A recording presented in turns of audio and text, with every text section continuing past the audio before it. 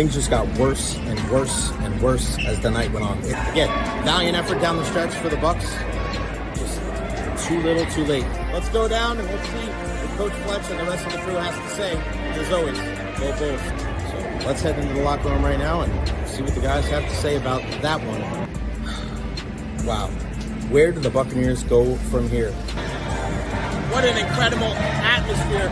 What a good win for the Tampa Bay Lightning. They snapped a 7-game winning streak. How we feeling, Bucs Nation? It's time to party, baby.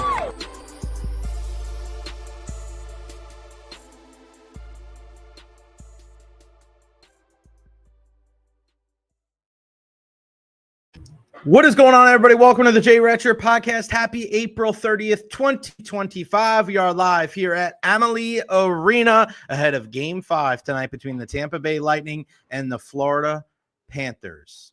Man, what a show yesterday. So much interaction, so many people called in. And, of course, I want to hear from you. Here is the invite, the StreamYard link. Get up on there, ladies and gentlemen. StreamYard.com/4CG5V27BDN. Take this link right here, right there. Put that on your phone. Put that on your laptop. I want to hear from you. Do you think the Tampa Bay Lightning will be able to mount a comeback in this series? And it starts tonight. Game 5. 7 o'clock, what is it? 7 o'clock puck drop right here at Amalie Arena. I'll be in the building. Hopefully you will be too. 7:30 puck drop, 7:30 puck drop tonight. Again, follow me on all social media platforms, Facebook, YouTube, Twitter, Twitch, TikTok. I am everywhere. I hope you're enjoying your fantastic Tuesday. As it's Tuesday, Wednesday, Thursday. I don't know what freaking day it is. Do you? It's I got my keys in my pocket. Listen, I'm jacked up for Game 5, and I'm going to tell you why in a second. But I got more keys. I have so many keys in my pocket, but we're ready to roll. There is the link, StreamYard.com/4CG5V27BDN. I want to hear from you, not you. Yes, you and the other you. Put that link right there on your phone. Put it on your laptop. Give me your feedback. What do you think is going to happen tonight in this game? Do the Lightning win Game 5 and take this series back to Sunrise down there in South Florida for a Game 6? I want to hear from you. Let me know. Again, make sure you follow me on all social media platforms at Recher, Facebook, YouTube, Twitter, Twitch, TikTok. I am everywhere. Like and subscribe on YouTube. We're trying to get those subscribers up as high as humanly possible. Plenty to get into today. What a fantastic guest list we have joining us on the program at 12:35 today. We have Ken Carman joining us from 92.3 The Fan up there in Cleveland. This Shedeur Sanders thing has just been everywhere. Where is it like to be in Cleveland for this entire thing? Ken will join us at 12:35. At 1 o'clock today, Erik Erlendsson is going to join us on the program for his weekly visit. What do the Bolts have to do to get back into this thing? What do they have to do to be successful? Tonight, he joins us at 1 o'clock. And then at 1:30, Ryan Pepiot, Tampa Bay Rays right-hander, joins us right here on the program. We'll see what the Rays guys think of the Tampa Bay Lightning and their playoff hunt, and also what is going on with the team. A nice little win streak. Unfortunately, the Rays fell last night to the Kansas City Royals. Hopefully, they can turn it around again tonight. Some struggles at Steinbrenner Field. I don't know exactly. Some of the balls aren't flying out of the yard. I know there were some people that were having discussion of, they built an offense for Tropicana Field. I don't know so much about that. I don't know if they're technically worried about building an offense. They're about pitching and defense. That is the most important thing for them. So I don't really put too much stock into that. There's the StreamYard link, StreamYard.com/4CG5V27BDN. Put that right there on your phone, on your laptop. I want to hear from you. Join in on the conversation. The Lightning win this game. They lose this game. I want to hear from you. I was on with my good pal, Tom Krasnicki, yesterday on 95.3 WDAE and AM 620. And he asked me at the end, he goes, do you think that the Lightning win Game 5? It's been tough. It's been tough for me to say yes. It really has. And then somebody walked into the building today. And it kind of changed how I felt about the whole thing, and that's Pat Maroon. Pat Maroon is here, and I totally forgot that he was going to be here. Somebody mentioned to me the other day. I mean, I overheard this a little earlier. I thought the Lightning season was over tonight, and then Pat Maroon just walked by, and now I think they'll win by 10. Everybody is so excited. I tweeted this out at 11:14. Pat Maroon is here at Amalie, and it's like he never left. 13,000 views on Twitter/X and 227 likes. People are so excited to just hear that big rig. Pat Maroon is in the building. He obviously can't play for the team, but just the fact that he's here, and I know he's probably going to do some stuff with on the FanDuel TV broadcast last night.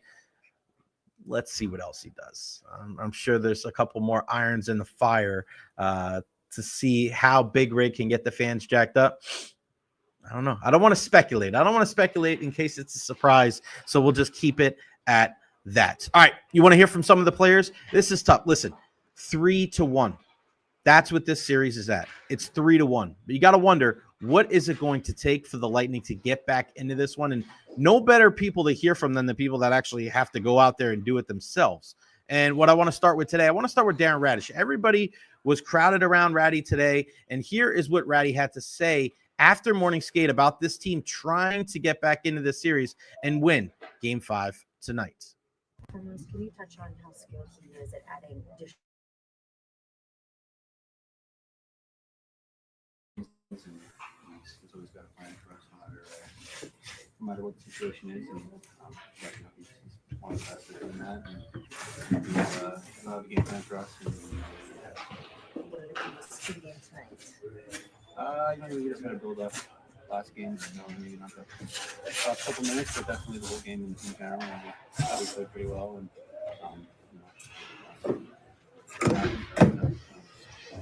gotta continue to do that. As far as you mentioned, you played pretty well. Was there one thing that you thought you guys improved on particularly? I think it's still our overall game. We're playing in there and stuff. Continue doing that. Radish is one of those guys. He's going to have a big game tonight. And whether they go, it looks like because obviously Hagel wasn't in there, he's out for tonight. No Vazzy, which isn't a surprise. No Cirelli, which isn't a surprise. We know he's dealing with something. He's missed morning skates before. He missed the morning skate before Game 4. But no Victor Hedman. No Victor Hedman at morning skate today. Now, Hetty spoke after the game the other night. And you have to wonder, is Hetty dealing with something? Is it just like a kind of a routine? Is it maintenance day off? Jon Cooper said it was status quo, and you'll hear from Coach Cooper at 12:20 today right here on the program. I did find it a little odd that Victor Hedman wasn't out there because they were doing some power play drills before morning skate, and Darren Radish was out there, and Yanni Gourde was out there. You have to think Gourde's probably in there for the Cirelli spot, maybe. But it was Gensel, Cooch, Point, Radish, and Yanni Gourde. I don't know, man. I wonder because Crozier got called up. Why would you call Crozier up? You already have 7 defensemen. Do you try to get him in the lineup tonight? If you get him in the lineup, do you want him as a 7th defenseman or a 6th defenseman to play with Lilleberg? This is one thing that I've been questioning all year long. I was very surprised that the Tampa Bay Lightning did not look into having Max Crozier be a bigger part of the team in the regular season. Because I think what we saw last year, and especially because I think he plays the best with Emil Lilleberg, the Lightning clearly don't trust their 12th forward as much as they trust their 7 defenseman scheme, right? And I think there is times where they do worry about Radish and Lilleberg playing together. They like Lilleberg and Perbix maybe a little bit better, but we know what Radish offers on the offensive side, and Radish can play also with Moser, and he can play with Hedman. I'm a little surprised that Max Crozier wasn't a bigger part of this team this year because I think that you could play 6 defensemen. Like if your 6 defensemen are Hedman, Moser, McDonough, Chernak, and then Lilleberg and Crozier, I mean, I think that bodes well for them moving forward. And what does that mean for Radish and Perbix? I don't know. But Ratty is a guy that he's got to play with confidence, got to play physical game, he's got to shoot the puck. If he can do that, again, I've said this multiple times, he's got one of the best slap shots on the team, but he's got to utilize it. Has to utilize it. Next up, Nick Paul. This is a guy, you want to talk about a man of few words. He is so locked into this game tonight. This is the type of dude, though, at this time of year, you want Nick Paul on your team. Here's what he had to say. It wasn't much, but here's what he had to say after morning skate today. Yeah, we're gonna win hockey. So we're coming up to do. How do you guys stay focused on the main task without trying to do too much, just knowing what's on the line? Stick to our game plan. Win every single battle. Win all your one-on-one battles. Build momentum as a team. And yeah, stick to our game plan and work as hard as we can. What can you take from those 2 games down for you played well with both the totals? The last moments you came up with? Yeah, there's 2 good teams who want to have it. Sometimes bounces go one way or the other, and we just got to play full 15 minutes. That's what we're going to do tonight. Full 15 minutes, got the game plan, working hard, bring each other up, building momentum. And yeah, We saw this years ago with Nick Paul when he scored those goals, the 2 goals in Game 7 against the Toronto Maple Leafs. This is a guy that rises to the occasion. This is a game that is able to translate pretty well from the regular season to the playoffs because he plays a real heavy game, plays a physical game. I'm very curious to see what Jon Cooper does with the lines tonight, whether it's 11-7, whether it's 12-6. So, again, with Hagel out, you're probably going 11-7. So who's the guy? Like, who's the rotating guy? Like, what about Geekie, right? Geekie draws back in then, you would think. The lines for today's practice is, if we go back on there in a second, obviously we know the first line was Point, Kucherov, and Gensel. Second line, Paul, Geekie, and Gord. Third line, Gonsalves, Glendening, and Atkinson. And then the fourth line, Gergensons and Chafee. You have to think that Cirelli's going to be in that lineup. So Atkinson would come out. So, I mean, I think you keep that fourth line together. Glendening, Gergensons, and Chafee, right? And then Cirelli, maybe Cirelli, Gonsalves is the 2. No, Cirelli and, yeah, but it's tough, right? Who's going to be your 2? Because it would be Cirelli and Hagel like we saw last game. I don't know. It's interesting. It's a different look that Jon Cooper, and it sucks, obviously, because Brandon Hagel's not in there. And 2-game suspension for Aaron Ekblad. Surprised that it was that. I think that was exactly the amount that I was expecting. I didn't think it was going to be 1, and I didn't think it was going to be more than 2. You guys know I'm not going to go into it again. You know my feelings on Aaron Ekblad. I don't even think he should be playing in the playoffs, but that's neither here nor there. Again, you got suspended for PEDs. Why the hell are you playing in the postseason? That should be a reward, not a right. But we'll see how Jon Cooper is able to deploy his forward group. And one dude that knows exactly what it takes to be successful this time of year is Yanni Gord. And I got to say, there was not a louder player on the ice during morning skate today than Yanni Gord. He's not freaking out. He knows what type of play it's going to take for this team to win this game tonight. Here's what Yanni had to say after morning skate. Yeah, exactly. We know the situation we're in. But again, we just appreciate it. Focus on this game only, and like even like shorter than that, like the first 5 minutes of tonight's game, the first 10 minutes, give you time out. Just focus on what you can, like how you can affect the game, impact the game every single shift, and and then we get in there. In a situation like game 4 of how you take out of that the pretty much 50 minutes of very good hockey that you played in that game. Yeah. Try to just add on to that. Yeah, exactly. There's definitely some good stuff in that game that we, but also area where we can improve. And no, it was not a bad game by any means. We played really well for 55 minutes of that game, but that's playoff, and things are gonna happen. And we just gotta shake it off and go back at it the next game. And that's what we're ready to do tonight. There's Yanni Gord for you. And one thing that I really was able to take away from everything at morning skate today was it's one shift at a time. There's no reason to kind of panic and overblow all of these things. But there's also a belief that they played really well. And this is why, when I had this conversation with T-Kraz yesterday and also on the program, people keep saying like, oh, like they're dominating and they're dominating. Like, I don't see it that way. Listen, Florida might win the series. And again, going into today, I thought they might win.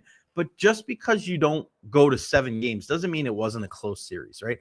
Game 1 was an outlier, an aberration. Like we see this in the playoffs sometimes, especially in hockey. There's that one game, you just kind of throw it out. Like it's just One team, everything goes well. The other team, everything goes wrong.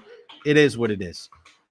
But for the most part, like I look at this series and I'm not blown away by what Florida's doing out there. They're just playing a standard game. They're obviously habitual line steppers and playing a very physical game after the whistles and really pushing that boundary of what is, within the guidelines and the rules of the game and outside. I mean, you've seen the hit so far from Tkachuk and from Ekblad, and then obviously from Nico Mikkola as well. Think about it like this. If the Lightning score a power play goal in game 2, take that game to overtime, it's anybody's game. They score a power play goal in game 4, they win that game. So at the very least, they're 2-2. They could be up 3-1 in this series just by one shot on goal. And I know you could say that about a lot of different games, but when it comes to the Lightning and exactly what they're struggling with, I'm not too overly concerned with they can't match up or they can't come back. They've already proved that they can go down to Florida and win. They were 5 minutes away from winning both games there in Florida. So a 60-minute effort, that's what it's going to take. 60 full minutes. And Carlos brings up a great point. Carlos Baserva. Jay, we were 4 minutes away from a 2-2 series. We got this. I love the optimism. But they have to prove it, Los. They have to prove it. And, of course, I want to hear from you guys. Do you think the Lightning win this game tonight, or is it over? StreamYard.com/4CG5V27BDN. What do you think of Ekblad only getting 2 games? Should he have gotten more? Let me know. Put that link on your phone, on your laptop. I want to hear you. Get in on the conversation today. The Jay Recher Podcast live from Amalie Arena. If you want to be heard, that is the way to go about it. All right. So I look at a situation where if they can take care of business tonight at home, which they've been, remember this year, okay? This year, this Lightning team was fantastic at home. We were worried about the road. Now they've played games 3 and 4 better on the road there in South Florida. So they just have to get back. We talk about Florida and getting back to what they do right. The Tampa Bay Lightning have to get back to what they do right. And that's score in the power play and win at home. That's not such a, even though we haven't seen it so far this series, that's not such a crazy proposition. That's not so wild to think that, like, would you be mildly surprised if the Lightning scored 2 power play goals and a 5-2 win tonight? Maybe mildly surprised, but you would say what? You wouldn't say, oh my God, I'm shocked. I can't believe that happened. You would say, oh man, they got back to it. They figured it out. They showed their true colors. Now, can they go on the road and win a game in game 6? That's what the conversation would be. It wouldn't be, I can't believe they're doing something totally out of the ordinary, and they don't have to score a ton of power play goals. They don't have to go out there and score 5. Just score 1. Just keep that momentum. And Jon Cooper has said this for many, many years, and we'll hear from Jon Cooper in about 90 seconds. Coop says the power play is not always about scoring goals. It's about momentum. Momentum is the key. And what we haven't seen is the goals on the power play, not even the goals, but we haven't seen the play on the power play really have that kick off the Lightning and say, wow, they're building, boom, they score a goal. They did end up scoring that 1 goal in South Florida after the power play. I think it was the Nick Paul goal, where I turned to DeAndre Lou from the Hockey News, and I said, I said, a lot of times goals are scored right after the man advantage. So you don't get credit for a power play goal, but it's the momentum. It's that build. And Coop has mentioned that again for years. That's what you want to see tonight. Even if you don't score on the man advantage, shots on Bob. Hem them in deep. Make sure that even if you don't score, that's a 2-minute shift. That may pay dividends down the road. Maybe not even just for this game, but this entire series. Take care of business. If you're the Bolts, this is all you could ask for. This is why you play your ass off in the regular season. This is why you wanted to get home ice advantage. So in a situation like this, you have the ability to lean on that home crowd and lean on that home record that you've had all year long. Gary chiming in, Tampa Bay Lightning, big win tonight, game 5. Bolts win 3-2. Series back into it. Go Bolts, be the Thunder. All right, the last time that I was in the same room with Jon Cooper, he was busting my chops about asking about the hit. I actually sat all the way in the back today. I got to tweet this out real quick. Hold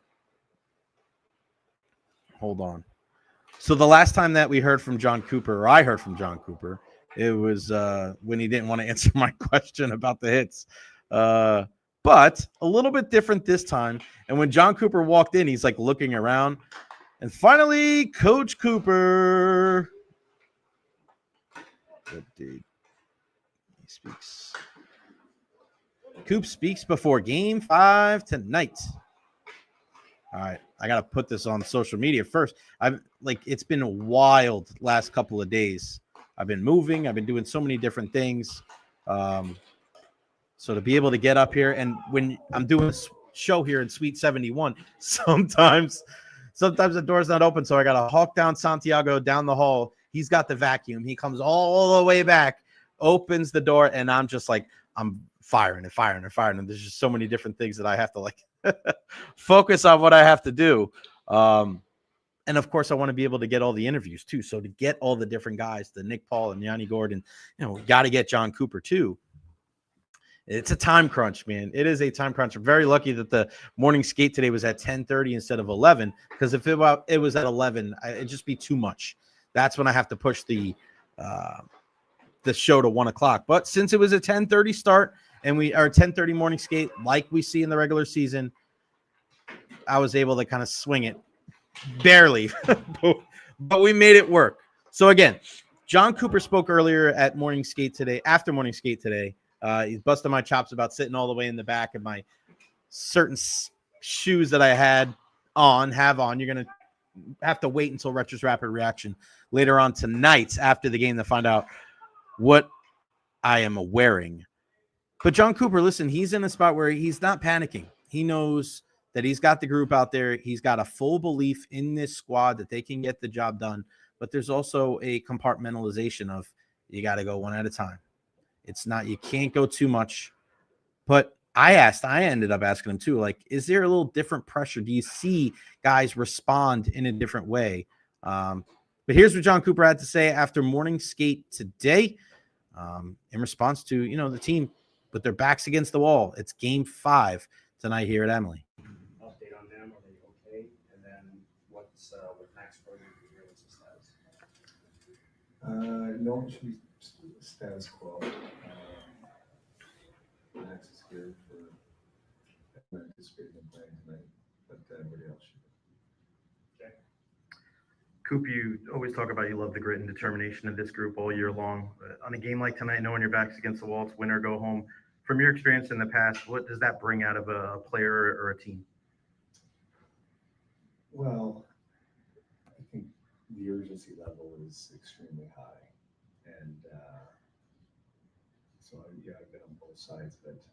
And whether we were the team that was behind or we were the team that's up, usually get it's playoff time, so you always get an unbelievable effort, but it seems like the urgency is heightened, and it's, the team has the same thought process of, who knows, this could be your last shift. And so usually that brings a lot out of guys. You just don't want them to be in a situation where they're, antsy or not making plays they normally make. In the end, it's still another hockey game. And it just happens to be, the 5th game against the exact same team. But I think teams are going pretty accustomed. They know what each other's doing. You just got to execute. Right, John, puck movement wise, you're one of the best puck movement teams in the league and highest scoring team in the league. They come back through the middle. It's difficult to make multiple passes, which you guys have done so many times in so many games this year. Do you feel like you've made the adjustments player for player in that respect of taking the shots when they're there or giving up that one more cross-ice pass? I'd sit here and say that you've got two teams that are checking, and a lot of these games aren't spent in either team's defensive zone. A lot of it's spent in neutral zone. A lot of it's spent dumping pucks in, teams getting them out. you don't see a whole ton of like a whole bunch of like offensive like zone time. So that's probably a little bit of a byproduct of teams not wanting to turn pucks over, teams probably playing a little bit of safe teams getting in their forecheck and trying to create stuff off that. But it's a lot of this series is spent in the neutral zone, and because of that, both teams are pretty good at that. They've got good structure, so a lot of those clean zone entries are a lot harder in this series than regular season.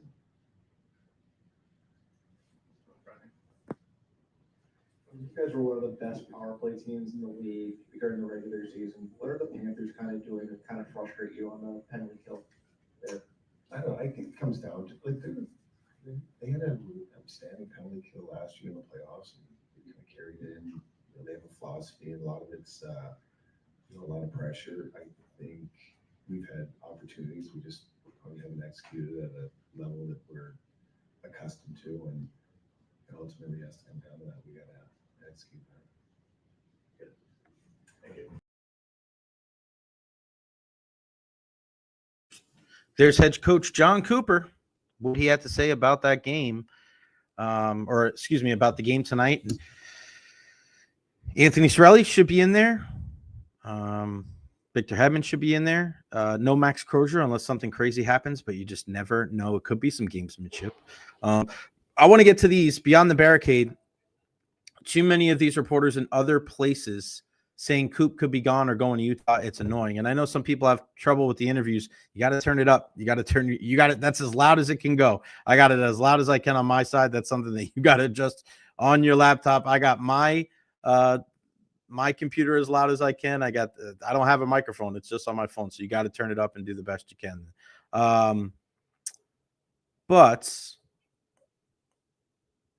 So hold on. I'm trying to answer these questions for you. So apparently there was something, David Pagnotta from the fourth period said something about Cooper signing an extension with the Tampa Bay Lightning through the 25-26 season. David Pagnotta from the fourth period told Go Bolts, I'm told Go Bolts head coach Jon Cooper has signed an extension under contract through the 2025-2026 season. At Encina, I asked Julian Brusbaugh where the team would pursue extension this summer with Jon Cooper, reportedly assigned through 24-25, and he said no, he had term.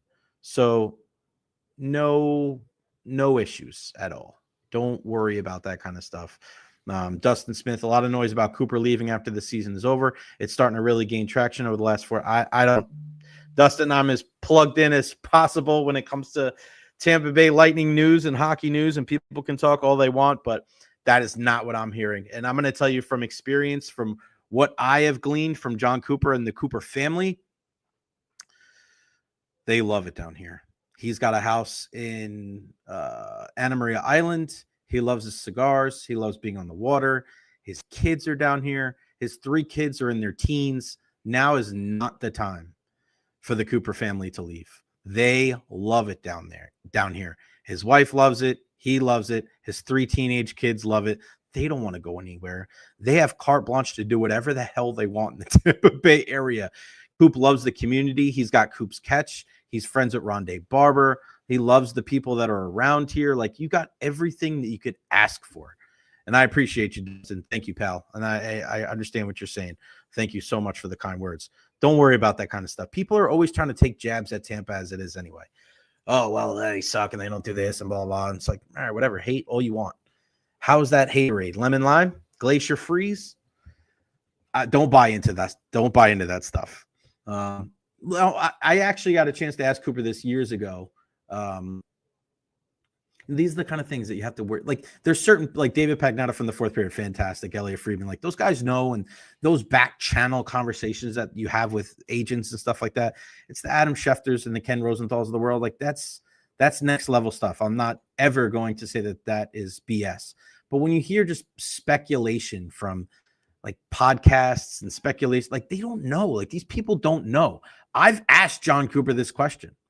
I sat there and it's like, do you want to like go coach an original 16? Do you want to go coach the Rangers or coach the Canadiens, go to the Maple Leafs. And he just looked at me and goes, why the hell would I want to leave this place? Why? And I just like, you know me, I've been here 20 years now in the Tampa Bay area. Why the hell? I mean, my family doesn't live here. I don't live here for any other reason because I love it, because this place is awesome. And Jon Cooper's the same way. When he looks at you and he goes, why the hell would I leave here? And look at all these other teams out there. Montreal, he's not going up there. Obviously, Marty's done a good job up there.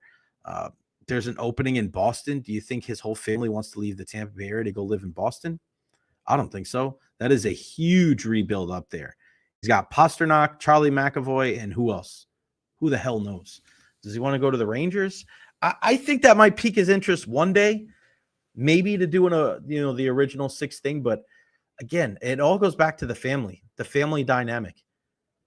He's got 3 teenage kids. Why the hell would you want to uproot your life here in the Tampa Bay area, where you have a house here in Tampa, you have a house in Anna Maria Island down south? Where are you going to go? You're going to go live in Connecticut? You're going to go live in New Jersey? Sure as hell are going to live in New York. I think his family going to like that? I don't know. I don't know so much about that. It doesn't make too much sense to me. So just be careful who you get your information from. That's very important nowadays with every Tom, Dick, or Harry that has a freaking podcast out there. They can fire it up from their parents' basement while they have sour cream and onion potato chip drippings and crumbs on the floor. Everybody thinks that whatever they say is gospel. That's not necessarily the truth at all. And in situations like this, where a team like the Tampa Bay Lightning, yeah, of course, it's been a little bit of a struggle when you go to 3 straight Stanley Cup finals and now you're on the brink of losing in the first round for the 3rd year in a row. Yeah, there's going to be speculation. But that speculation is all coming from the outside. All of it. None of that stuff, I'm telling you, none of it is coming from the Tampa Bay area. None. You look at what this team is all about, and I do have to be honest when I look at the situation with the Bolts and say, if they don't win this game tonight or they don't win this series, do changes have to be made? Yes. Is one of those changes the head coach behind the bench? Hell no. Is it the general manager? Not a chance. No, it's some of the personnel. And we saw it last year. With this team, and you saw that one of the most integral parts of this entire franchise, a former number 1 overall pick in Steven Stamkos, they decided to go in another direction. That is a huge, huge shift for a franchise. When you have a guy that was such a he was woven into the fabric of our community, and then he's gone, right? Like that's a bold move. That's a bold move, Cotton. And Julien Brisebois, he has to stand on that business, and he has to understand that he is going to be judged for the rest of his tenure. And he also has to understand that that's a decision that he's going to have to live with. This year, a lot of people were okay with it because of the direct correlation because of Jake Gensel and him scoring 41 goals and leading the league in power play goals. But I was worried, and I've been on record saying this, articulating the fact that Steven Stamkos is a guy that really showed up in the playoffs, especially last year, scoring goals in pretty much every game and 3 power play goals. Imagine if Stammer was in this series. Imagine if he's in his office in this matchup against the Florida Panthers, scoring that goal in game 2, scoring a goal in game 4. We could be having a completely different conversation today. But Julien Brisebois made the decision. You have to live with it. He's not going anywhere. Coop is not going anywhere. And if the Lightning are unable to win tonight or unable to win this series, there's going to be more of a shift when it comes to the players. You're going to get younger. You want to get bigger. You want to get faster. What does the future hold for a guy like Isaac Howard? I mean, it's crazy to think that Isaac Howard, if he was probably just a little bit more patient, would be in the lineup for this Tampa Bay Lightning team tonight. Be patient, folks. That's the moral of the story. Whatever you do in your life, show some modicum of patience. You may think that your time is now, but you're not John Cena. Take your freaking time. Now, Connor Geekie, you got scratched in game 4. He's going to be relied on heavy tonight in game 5. But it should be a good one. 7:30 puck drop right here at Amalie Arena, Lightning Panthers game 5. Of course, I will be here. Make sure you follow me on all social media platforms at Recher. All right, let's bring him in. And let's go up to Cleveland. Our guy Ken Carman in the house. Super Bowl, Super Browns. I like it, brother. I like the mindset. How are things, bud? Well, that's just an old time saying that we have as fans and on the show. So I don't know if it's the mindset, but it's fun to have fun. I'll say that. At least we got that going for us. What has it been like the last week? Pre-draft, during draft, post-draft. I mean, it's just so wild. I mean, you're the center of the NFL. Whether the Travis Hunter trade, the Shedeur Sanders thing, like it's been pretty crazy altogether up there. I bet. Well, I think that on Thursday night it was like you kept hearing more and more about them making a trade, and so it was like, all right, they're going to make the trade, and then they made it with the Jaguars, which. They're trying to help out Trevor Lawrence. They're trying to get him set up for some success because they've made a tremendous investment in him, everything else. So it made sense for both sides because I think, though, that the Browns felt, or at least Browns fans felt after the trade, was that this season was going to be about probably losing and figuring out who we could get at quarterback, whether or not that was going to be I never thought Arch Manning was going to come out. I still don't think he's going to come out. He could probably stay till 2027 if he wants. So I think that we were kind of thinking who they could get as the best quarterback. Then they went out and they took Dylan Gabriel. Okay, we'll see if Dylan Gabriel has anything, even though that still threw me off. But, I mean, that's a conversation for later in this conversation, I'm sure. And then there was the move with Shedeur Sanders. And I didn't think that they really cared for to take Shedeur Sanders. Then they brought him in, I think probably because it's like, well, he's in the 5th round for crying out loud. We need a quarterback. Though I think they're looking at it, the more the merrier. Like they'll take this year and they'll look at 3 quarterbacks who are young with those 2 and Kenny Pickett. And then maybe Joe Flacco either starts the season or one of those 3 guys play well enough where they could possibly trade Joe Flacco or something like that. Now I got to look at his contract. But that's kind of where they're thinking. So it's in this mode of you have to try to win to satiate your fans. They're not interested in tanking. They've signed on to tanking before, especially because there's no Andrew Luck in the next draft, which there's no Andrew Luck in any draft since Andrew Luck. But I think it was going to be really hard to sell the fans on getting ready for 2026 already at the 2025 draft. So I think they're going to try to do both, and then they're going to try to start the season off by winning, and then eventually, naturally, things will happen, and they will find themselves in a position where they'll probably be looking at draft picks in 2026. Before we get more into the quarterbacks, Ken, I want to ask you about the trade. Were people upset that they didn't go with Travis Hunter or Abdul Carter there, and what do they think now of going with Mason Graham? Because it's a pretty good consolation prize. If you watch any kind of college football last year, that guy was our game wrecker, and you have him with Myles Garrett, like you could do a lot worse in that spot. I thought in the moment a lot of people were mad, and they were. And I thought that it would be by the time 6 o'clock came around the next morning, people would be down with the trade. Some did come around, but a lot of them were still upset. I think now that it's all settled in and they kind of did get something fun in Shedeur Sanders, I think that's calmed down a lot of people because I think these last 3 years, I mean, you had Joe Flacco for a moment, and that was fun. But these last 3 years since they got Deshaun Watson have not been fun. There's just been a lot of hot air and empty promises. And it did seem itself like the franchise wasn't even all in on him. So I think a lot of people were just kind of down on him. And they're Browns fans, but they're kind of down on the whole thing. They needed some fun. And Travis Hunter was going to install some fun. So some people were really upset, especially at the stadium at the draft party.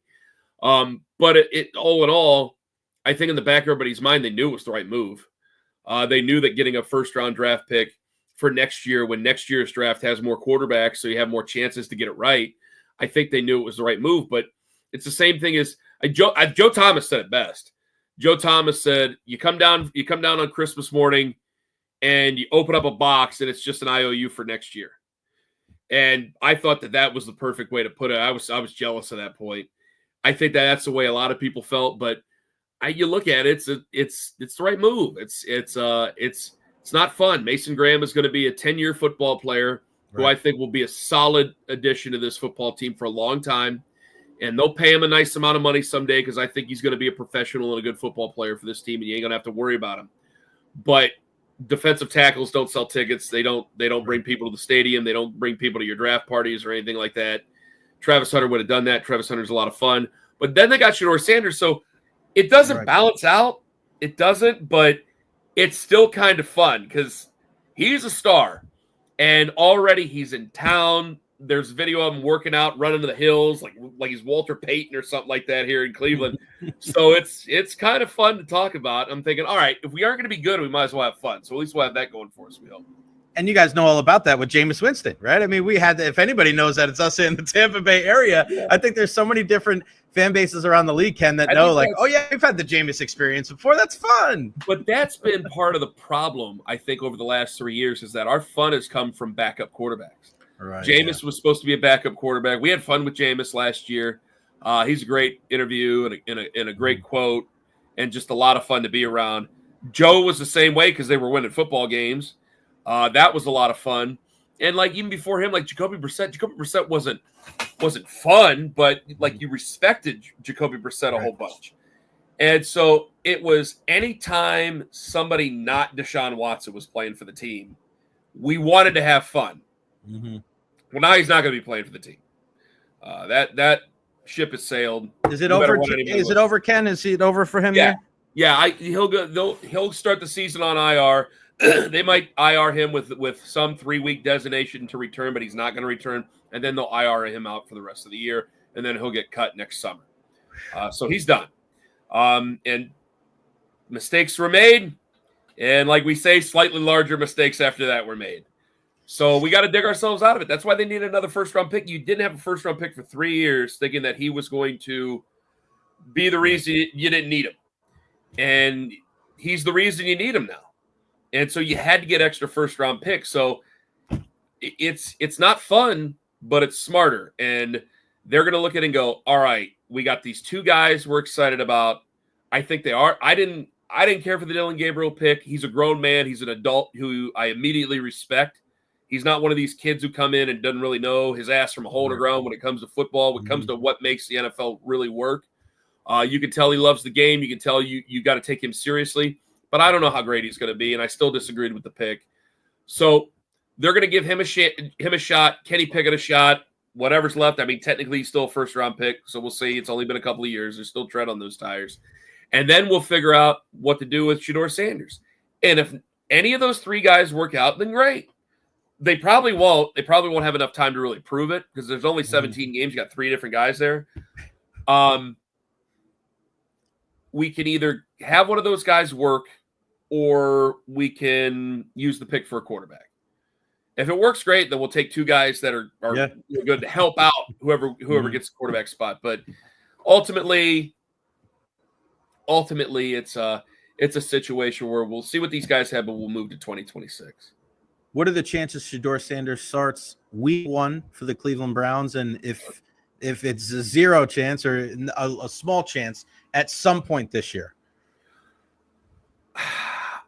15 to 25%. Okay. I think Joe would have the majority where it's like 50% Joe Flacco, and then the rest of them can trade it off any way they want. So is that week 1 or for the whole year? Week 1. I think Joe would start week 1 because I think you gotta show the NFL and show the fans and show yourself that you're serious about winning. Because fans are fans. Fans make them tick, but you don't do everything for the fans.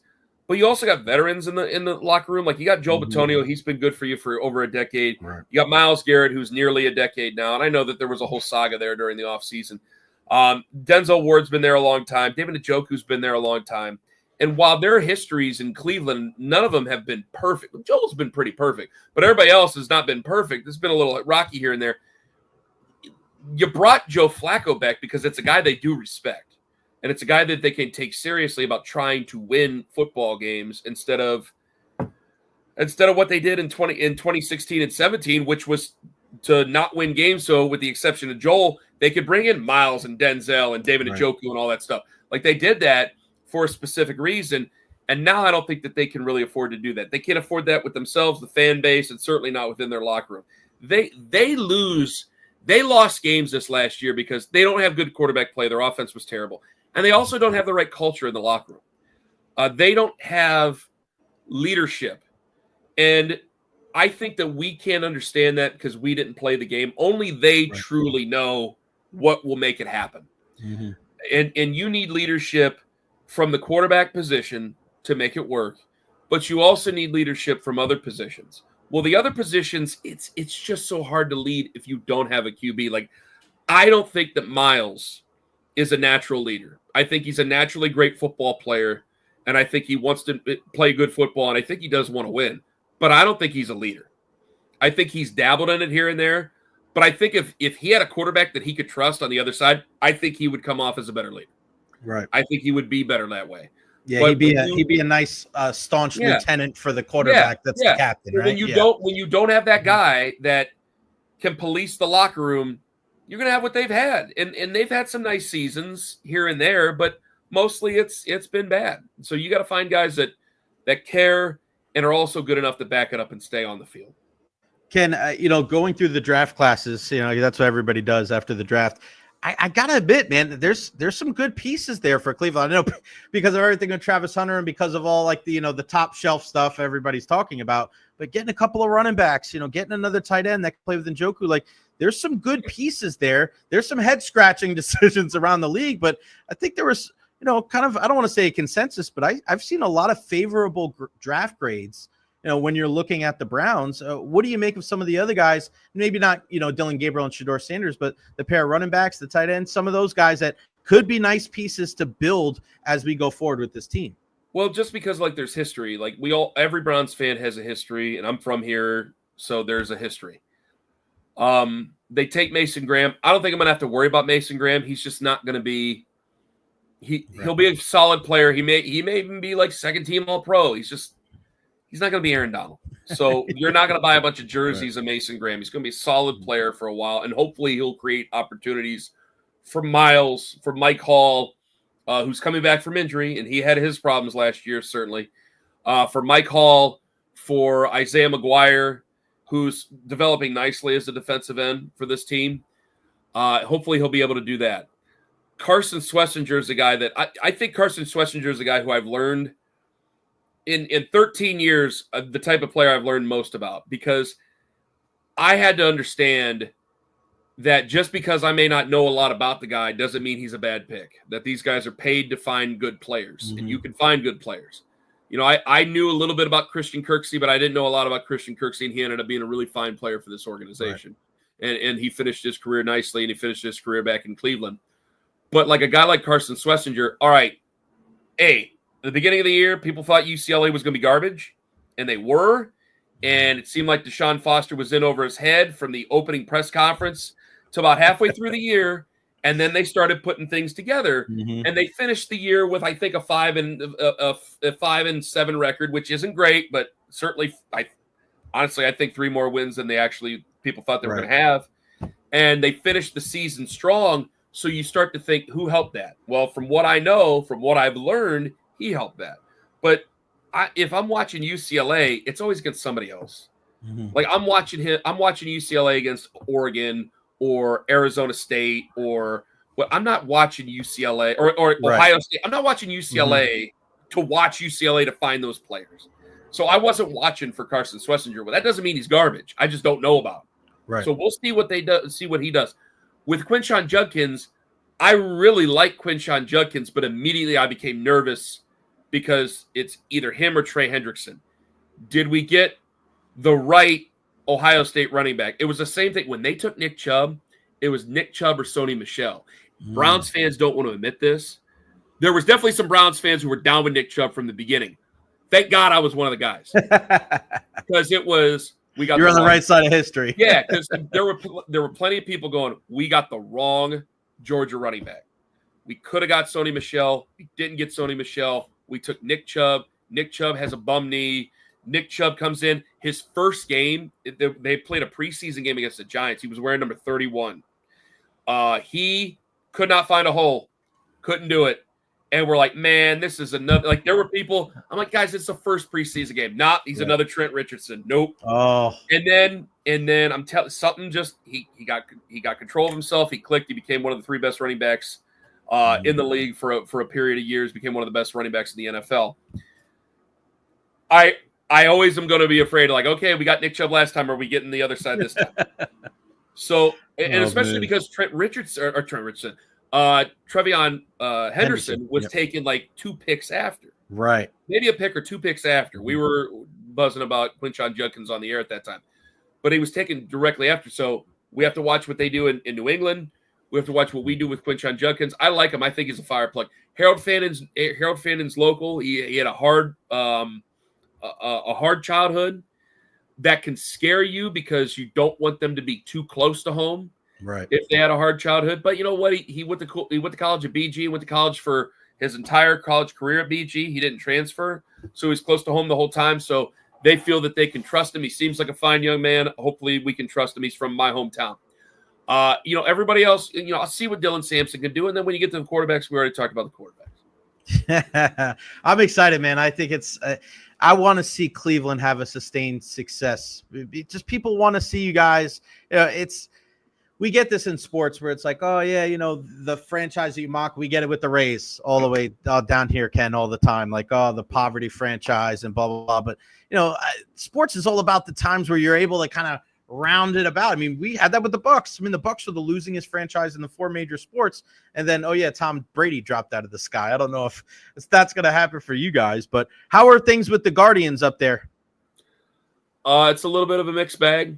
Yeah. So last year, because of these TV deals, last year the Twins had to take a haircut. They had to take a $30 million haircut because their TV deal came to an end. And I think that a lot of this is why I think there's actually a chance for a salary cap and a salary floor. They're going to have to pull these teams up by themselves. Everybody's going to have to help them because the Pirates ain't going to spend money anytime soon. They play in a beautiful ballpark, and they have the best pitcher in baseball already. The guy's been in the league for basically a calendar year now. They're going to have to pull each other up. So I'm expecting a work strike. That's a long way to say that we took our bath this year with our television contract. So there's deals that can be made and can't be made based on the huge salary dump that we had to have. And we didn't even have that much salary to begin with. So when you have to take such a huge hit, it's going to hurt you. So we're trying to win, but really I think they're trying to tread water as best they can, keep the fans involved, and then we'll figure out afterwards what could possibly happen with a work stoppage. And I still think it's still closer to a pipe dream than it is a reality, but at least it's actually on the docket that the owners are going to have to do something about this. They're going to kill their own sport. They're just going to murder it right in the stream. It's so we see it down here all the time. You think about this, Jay. It's the only sport that's talking about contraction. It's the only sport where you're playing. You guys had an unfortunate situation happen that expedited the process. Right. But it's the only sport where you're trying to find ways to put lipstick on a pig about playing in a minor league stadium. The NFL is taking stadiums now, and they're trying to it's becoming cookie cutter, which I don't like, but they're building a bunch of Allegiant stadiums. Right. The NBA, they're putting up arenas left and right. They got the Wall out in LA with the Clippers. They're putting up arenas. We just got ours redone. It looks beautiful. It's basically a brand new arena now. In Major League Baseball, well, now we have to figure this out. Now, and now we're talking contraction. I mean, who's talking contraction? What sport is talking? Like that's a major red flag. It should be for those owners. So they're going to have to dig in and actually fight the players on this and see if they can't get something done, because I think something needs to be done for the overall health of the game. Ken, last one from me. Cavs, what a first series for them. And, it's kind of weird how a couple of years ago, you're like, oh man, this team's coming. Last year, it was a little bit of a dip. And now this year, holy smokes, man. What is the key to their success? I mean, obviously Donovan Mitchell is phenomenal, but is it the roster construction? Is it the coaching? Is it just, man, they don't just beat teams. Sometimes they pulverize them. And as a kid that grew up watching Pat Ewing in the mid 90s Knicks, God knows, watching that team, they make everything so hard. They're the relationship where you can never just have a nice night at home with a glass of wine and watch a TV show. The Knicks are they can have all the talent in the world, and they're always going to come down to one shot left on the shot clock. And what's the deal with Cleveland? Are you confident, or is the fan base confident that they can make a deep run here? Yeah, I think we're confident. I think that we just got to get to the Celtics and see whether or not we're going to be able to match up with them, because that's what it comes down to. Like I respect Indiana and all that stuff that you got to say. They should be able to beat Indiana in 5 to 6 games. Should. Crazy things happen. But they should be able to beat Indiana in 5 or 6 games. I think it's because Evan Mobley's gotten better. He's grown into his body physically. I think he's finally been justified as an NBA player now. For him, he's been justified since he got Defensive Player of the Year. Miami wasn't the best test because I think it was just a collection of players playing out the string, and somebody had to get the 8th seed in the Eastern Conference.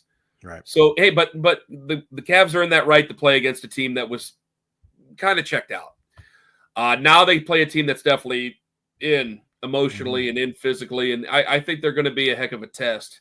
They should probably be a 3 seed, but they started out the season so badly. Tyrese Halliburton got hurt. Now I look at them, and I think it's going to be a test, but I still think the real one is going to be Boston because you're a higher seed than Boston, but I think you're going to go in as an underdog based on the history. So I think that they can push Boston to 7, and if they push it to 7, who wins the game 7? Is it a Jason Tatum or is it a Donovan Mitchell? Like we would always say, like if you get the Cavs to 7 with LeBron, you'll always take LeBron in a game 7. Right. So I was nervous in 2016, but I'm like, you're going to take LeBron to win 1 game. That's what you're going to do. And they won that. And I don't know if Donovan's the guy compared to Tatum or Jaylen Brown in a game 7 against Boston. But we got to get there before we talk. But yeah, this is the best team. I never thought I'd see a team this good again after LeBron. And that's a lot of credit to Kobe Altman. Yeah, I mean, unbelievable. And yeah, you think back you mentioned LeBron, like it's Kyrie Irving that made that big shot in Golden State, man. That is unbelievable. So many different guys being able to step up. Ken Carman, 92.3, The Fan, everything up there in Cleveland on Fox. Make sure you check him out. Browns, download that Odyssey app and catch him every single day. Ken, you're the man. Thank you so much, my friend. Be well. Talk soon, my friend. Thank you, Jay. Take care, buddy. You got it, man.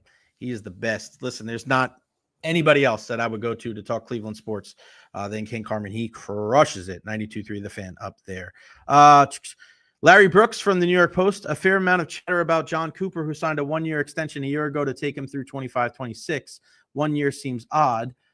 Plugged in individual has told me not to be surprised if he leaves Tampa Bay, take over the operation in Utah, owned by close friend Ryan Smith. Yeah, Brooksy, you don't know so much about that, buddy. Yeah, right. Yeah, freaking right. Now, see, I just told you guys, like, these are the kind of things that happen, and we're going to talk to Erik Erlendsson here in a minute, and we'll ask, and we'll see what Double E has to say, okay? Because this whole thing is just so funny to me. You want to go to Utah?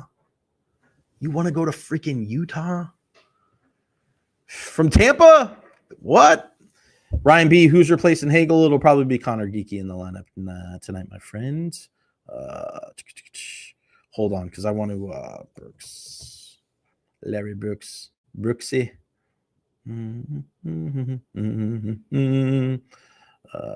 Talking about this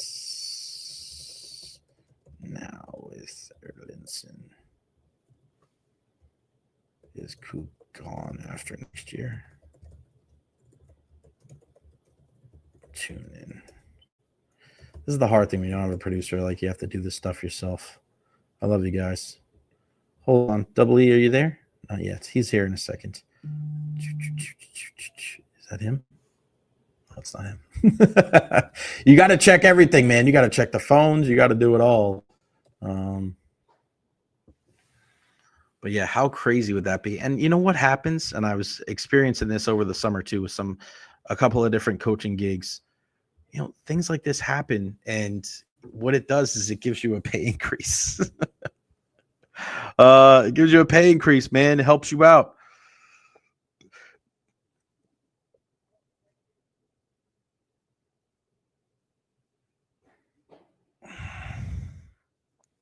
Okay.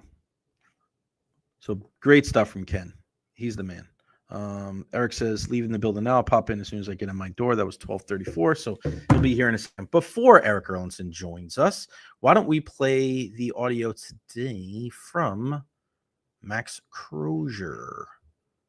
Max Crozier joined the team today, and first time we've seen Max in a while. Here's Max after morning skate about, finding out that he's back with the big club. For now, we don't know if we'll be in the lineup, but we'll see. Here's Max. Not much. Just played 2 games of playoffs in Syracuse, and but nothing new. Since we've seen you, what have you been focused on as far as your game goes? Just an all-around game. Working on my battles, working on my skating, keep on getting stronger. The nice thing with the AHL is you don't have as many weekday games, so you have more time to work out in the gym. As always, can you tell us how you found out you'd be joining this team? I just got a call yesterday. I got home from practice, and Julian gave me the call, and a couple hours later, I was on a flight. If you are in this game tonight, can you pull from the experience you had with this team last year in the postseason? Yeah, for sure. I think I've really grown a lot in the last year, and being able to take that experience into account is really big for me, and hopefully I can use it if I get in the lineup for sure. Talk to me more about how you have grown. How do you think your game has grown, even mentally too? Yeah, I think more mentally than anything else. Like last year was my first year pro, so I've really settled into the routine of things and kind of really established what kind of player I want to be. And mentally, the side of things, it's just easier for sure. Not as much anxiety about it all. But yeah, no, I'm feeling good and excited for the opportunity. What's it like for you to come up in the middle of this battle of Florida that obviously has been so heated, so competitive these last couple of years? Yeah, it's huge. I've been able to watch every single game, so I see the blood that's been going on. It's exciting, playoff hockey at this time of the year. So, these guys have put up a really good fight the last 4 games, and still got 3 games to go. There you go. So I turned the microphone around. Did that help? I actually took my microphone and I kind of spitballing as we figure this out.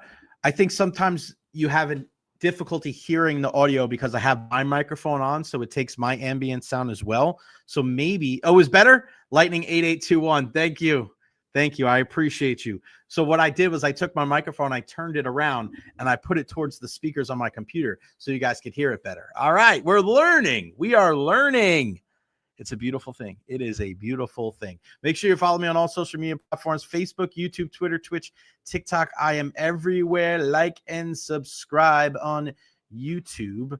Last time I checked, I had 1,299. 1,299 subscribers. I need 1,300. Give me one more subscriber. Come on. I need one more subscriber, man. That would be so awesome. 1,300 all the way. So no Ekblad for the thank you, my guy. I appreciate you, Hammer. Love you, buddy. So obviously no Ekblad tonight. No Ekblad for a possible game 6. So Balinskis is going to go back in on that third D pair for the Florida Panthers. He'll be on the left. Nate Schmidt will be on the right.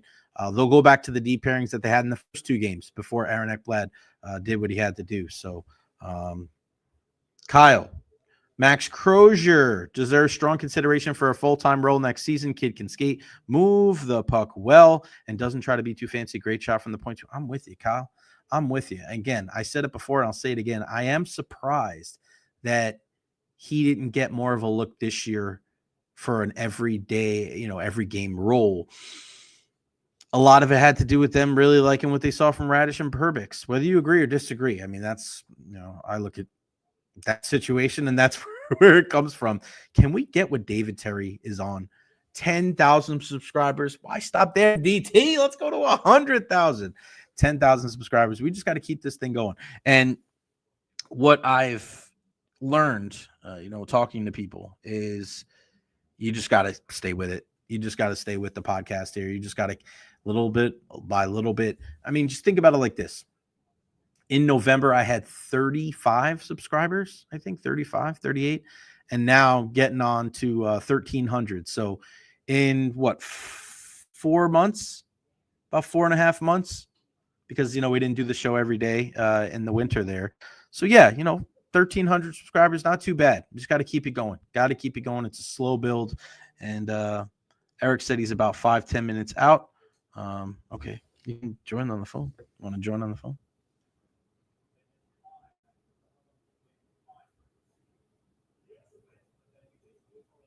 Okay, Erlendsson is going to join us.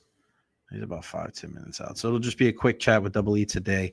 Let's go over some Rays stuff real quick. Unfortunately, took the loss last night in the game. Can they bounce back tonight? I think they get 3-1. Tough loss. Taj Bradley threw the ball pretty well. But those are the games, right? Those are the kind of games that you gotta. All right, let's start it off on a high note. Home field advantage. Chandler Simpson batting in that number 1 hole, 0 for 5. Yandy 2 for 3. And that's where pretty much all your hits came from. Yandy, Belau, Caminero 3 for 4. Junior with a double and a home run. That was an absolute bomb off of Lorenzen. You love to see the fight. You're down 2-0. You get one in the 4th. Unfortunately, the Royals get the one in the top of the 9th. We see that so much in baseball where you're fighting, you're battling, you're trying to get back, and then the team scores one in the top of the 9th. You're like, damn, man, it just seems, even though it's a 1 run, it just seems like it's that much more difficult to be able to get back into it. Tonight, they have to right the ship, get back to their winning ways, and win this game against the Kansas City Royals. Looking at the starting pitching matchups, Drew Rasmussen on the bump. He's been so good this year, 1-1 with a 2.1 ERA. He'll be taking on Noah Cameron, the left-hander, 25 years old. So we know what that lineup is going to look like for the Rays. A heavy right-handed lineup in that game. Good news on the Rays front as well when we look at Josh Lowe, feeling great after hitting off a pitching machine. His next step to the return. Took batting practice before the loss last night at Steinbrenner Field. First time he's hit off a pitching machine on the field as he works his way back from a grade 2 oblique strain that he got on opening day. Can you imagine getting him back? You know, I've been speaking a lot about Josh Lowe and the importance for him. You know, we discuss the the potential, and we could be. I don't necessarily want to hear all that stuff. I just want to see him go out there and play. That's the most important thing to me. Unfortunately, we haven't seen, a full, year, 2, 3 in a row, Josh Lowe not being banged up. So we'll hope that this kind of thing is just a small bump in the road and that he can kind of pick up. But it's April 30th already. We haven't seen him. So hopefully, we'll get him back in there sooner rather than later. I know Jason Light was just on Pat McAfee. If you missed that, this is great. This is the full quote about where character fits on the Buccaneers draft board. It's really not that hard. We put the players that are worthy of being drafted on the draft board like every team does. But then we just kind of take off the assholes and the douchebags and the guys that don't love football and the guys that have proven they don't like it, that are difficult to deal with, and we just kind of mitigate our risk. We're taking great players that are great humans. I mean, you think about it. Like, don't draft assholes and douchebags. That seems like a really, really smart idea, not just for Jason Light, but for everybody, right? I love that. I love that kind of stuff, man. That's good. Man, really cool stuff there. Let's see what else. See any breaking news. I want to be able to disseminate that information as we wait for Double E joining us on the program. Abdul Carter said that he also got a prank call during the draft like Shedeur Sanders, and no chance today to be able to do the podcast with our guy Ian Beckles because I'm here at Amalie Arena. I got some other stuff that I have to take care of, but we had a long conversation about the prank phone call, Shedeur Sanders, and did you see the holy smokes? We knew there was going to be some kind of punishment and repercussions, but this is huge. The NFL has fined the Atlanta Falcons $250,000 and defensive coordinator Jeff Ulbrich $100,000 in response to Ulbrich's son prank call made to Shedeur Sanders during the NFL draft. His son admitted to the prank call and apologized in an Instagram post on Sunday. The Falcons said in a statement today that Jax wrote down the number from his father's open iPad while visiting his parents' home to later conduct a prank call. The NFL said the fans were failing to prevent the disclosure of confidential information distributed to the club in advance to the NFL draft. The Falcons said, "We appreciate the NFL's swift and thorough review of last week's data exposure and the event that transpired due to it. We're proactive in addressing the situation internally and cooperated fully with the league throughout the process and accept the discipline levied to Coach Ulbrich and the organization. We are confident in our security policies and practices and will continue to emphasize adherence to them with our staff, whether on or off premises." The Falcons added that the Ulbrich family is working with the organization to participate in community service initiatives in relation to last week's matter. And Ian and I were going back and forth about that whole thing about the Shedeur Sanders, getting the prank phone call, and do they deserve the punishment? That's a lot of money. That is a lot of money. You want to prevent that kind of thing from happening together. You're sending a message. You're sending a big time message when you do something like that. No doubt about it. But I also want to keep things in perspective. Like, the kid's 21 years old.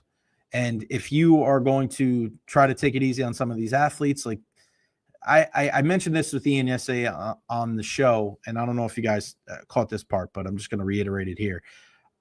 I spoke to Ken Erickson. This is before we had him on the show last week, USF softball coach, and we were discussing student athletes. And especially with, and I know there's a lot of money involved, and especially with like college football, I understand that. But when these guys and girls, and they make these mistakes, and people want to act like they're just so befuddled and mind boggled why it would happen, like they're kids. Like, imagine what you were doing at 20, 21, 22 years old, right? You probably weren't making the best decisions. Now, when you're involved with college athletics and you are involved with a big money maker, those kind of things are going to be glorified. There's highlighted. There's going to be a spotlight on you. Fair or not, it's just the nature of the beast. But we do have to remember that part. We do have to remember that they're 21 years old. Stupid thing to do. No matter, I get it. Stupid, not smart at all, right? But he's 21, right? He made a prank phone call. It was terrible, awful. I'd feel terrible if that happened to me. But your feelings get hurt. Yeah. But at the end of the day, like, did they do bodily harm? Right? Like, that's how I look at it. I look at it as, is it that big of a deal? I don't know. Ian was fired up about it. If you missed that conversation yesterday, he was fired up, way more fired up than I thought he was going to be. Because his big thing is like, who did it hurt? And he said, if that happened to you, yeah, I'd be upset too. But at the end of the day, I look at it and go, it was a prank phone call. Prank phone calls happen, right? Unfortunately, like, he's going to be okay. Like, that is not going to ruin his life. He's fine. He's on an NFL roster. He's got millions of dollars in the bank. His dad's one of the most famous football players of all time. Like, he's going to be okay. He's going to be all right. Everything's going to be cool. Where's Jay Recher when he was 21? Oh, where was I when I was 21? So I moved here September 1st, 2005. I was 20. So my 21st birthday, I was here in Tampa. What did I do for my 21st birthday? Did I get into a fight? I got into a fight my 21st birthday. My friend Kellen was down here. He came to visit. Some guy tried to fight my best friend's girlfriend. No, he was being disrespectful. My buddy Tag and his wife, they were just dating at the time. They've been married for a while. Some guy comes up to her and was being very inappropriate. And very inappropriate. And all of a sudden, the fight went down. And the fight was crazy. And I remember, like, I was, I'm not a big drinker, but I was a little sauced up there. And I just remember putting my beer down and turning around and just boom, and waylaying this guy right in his face. And so, that happens. And, and this is the bar we used to go to all the time, right there, Peabody's, the Palms. So we go back inside. And I remember we go back inside and Tag somehow lost his shoes and his socks. So we went in the bar, the club or whatever. We come out with his shoes and socks. And then here comes this guy that we were, going back and forth with, and he is like this in front of one of our one of our girlfriends, like in her face, like this close. And then my friend Kellen came across, boom. There was 3 guys lined up, right? Kellen came across, boom. Our friend Ben was there. He came across, boom. And then my dumbass, 1, 2, 3, boom. We rocked these 3 guys. It was crazy. And then, we go back to the house. My buddy Tag, he's got a shiner, man. He's got a big old, we defended the guy, right? The Recher Rumble. He was all jacked up. So then I remember our friend, because I'm not the biggest dude, right? I'm not. I'm 5'9", 5'10", maybe on a good day.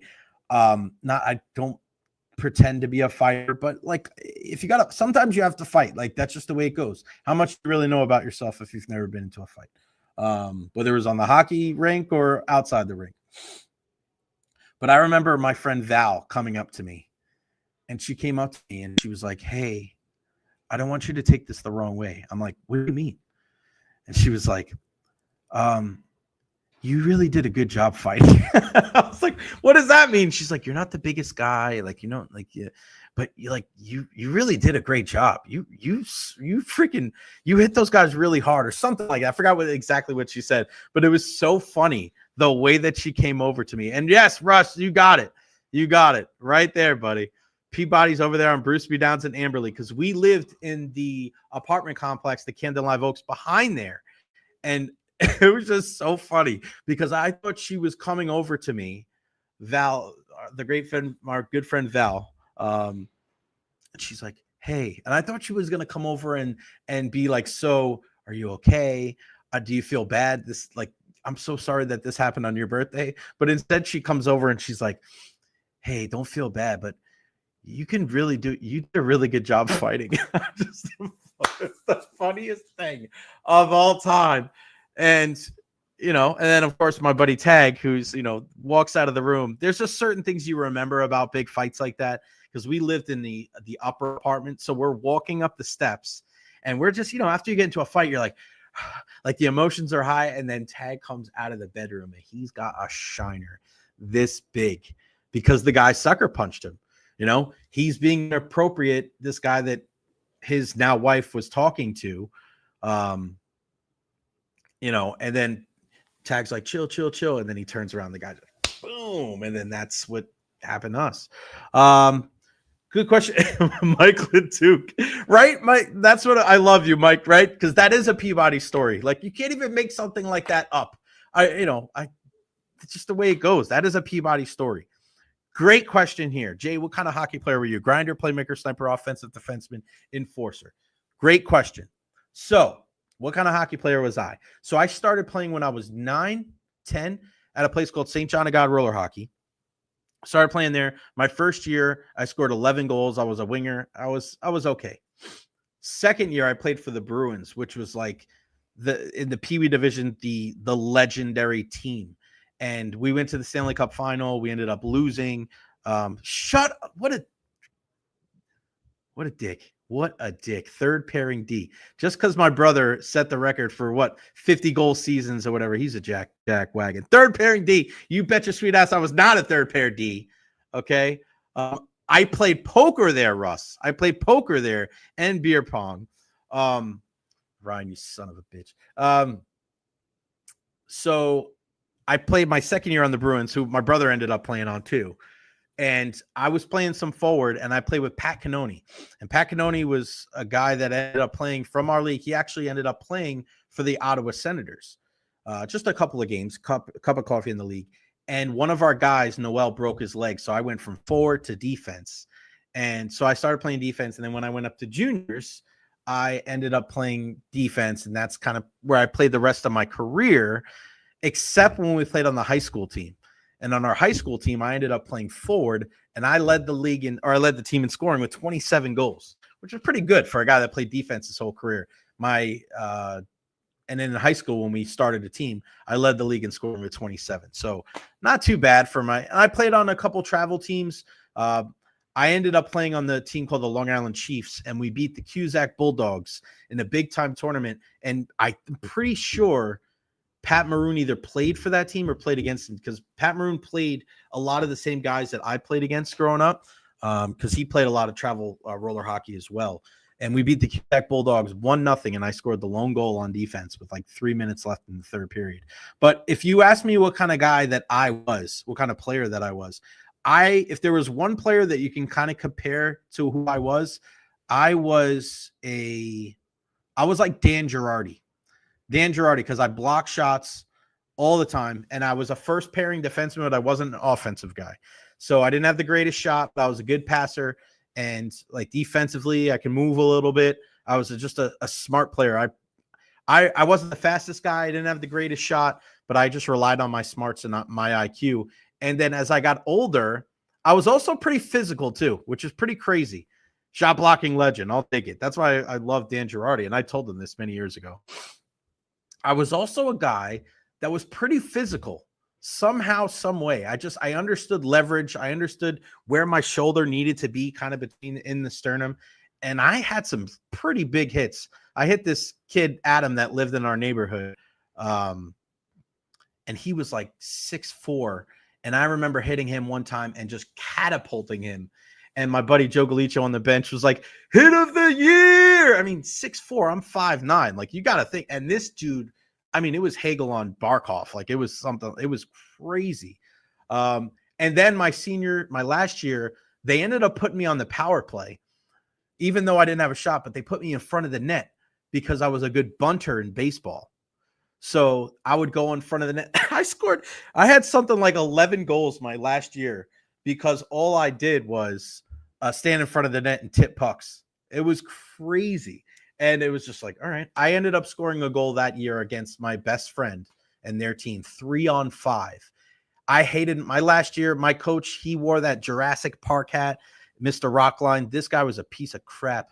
And I remember our two best players were out and we were down 3-on-5 with 60 seconds left in the tie game.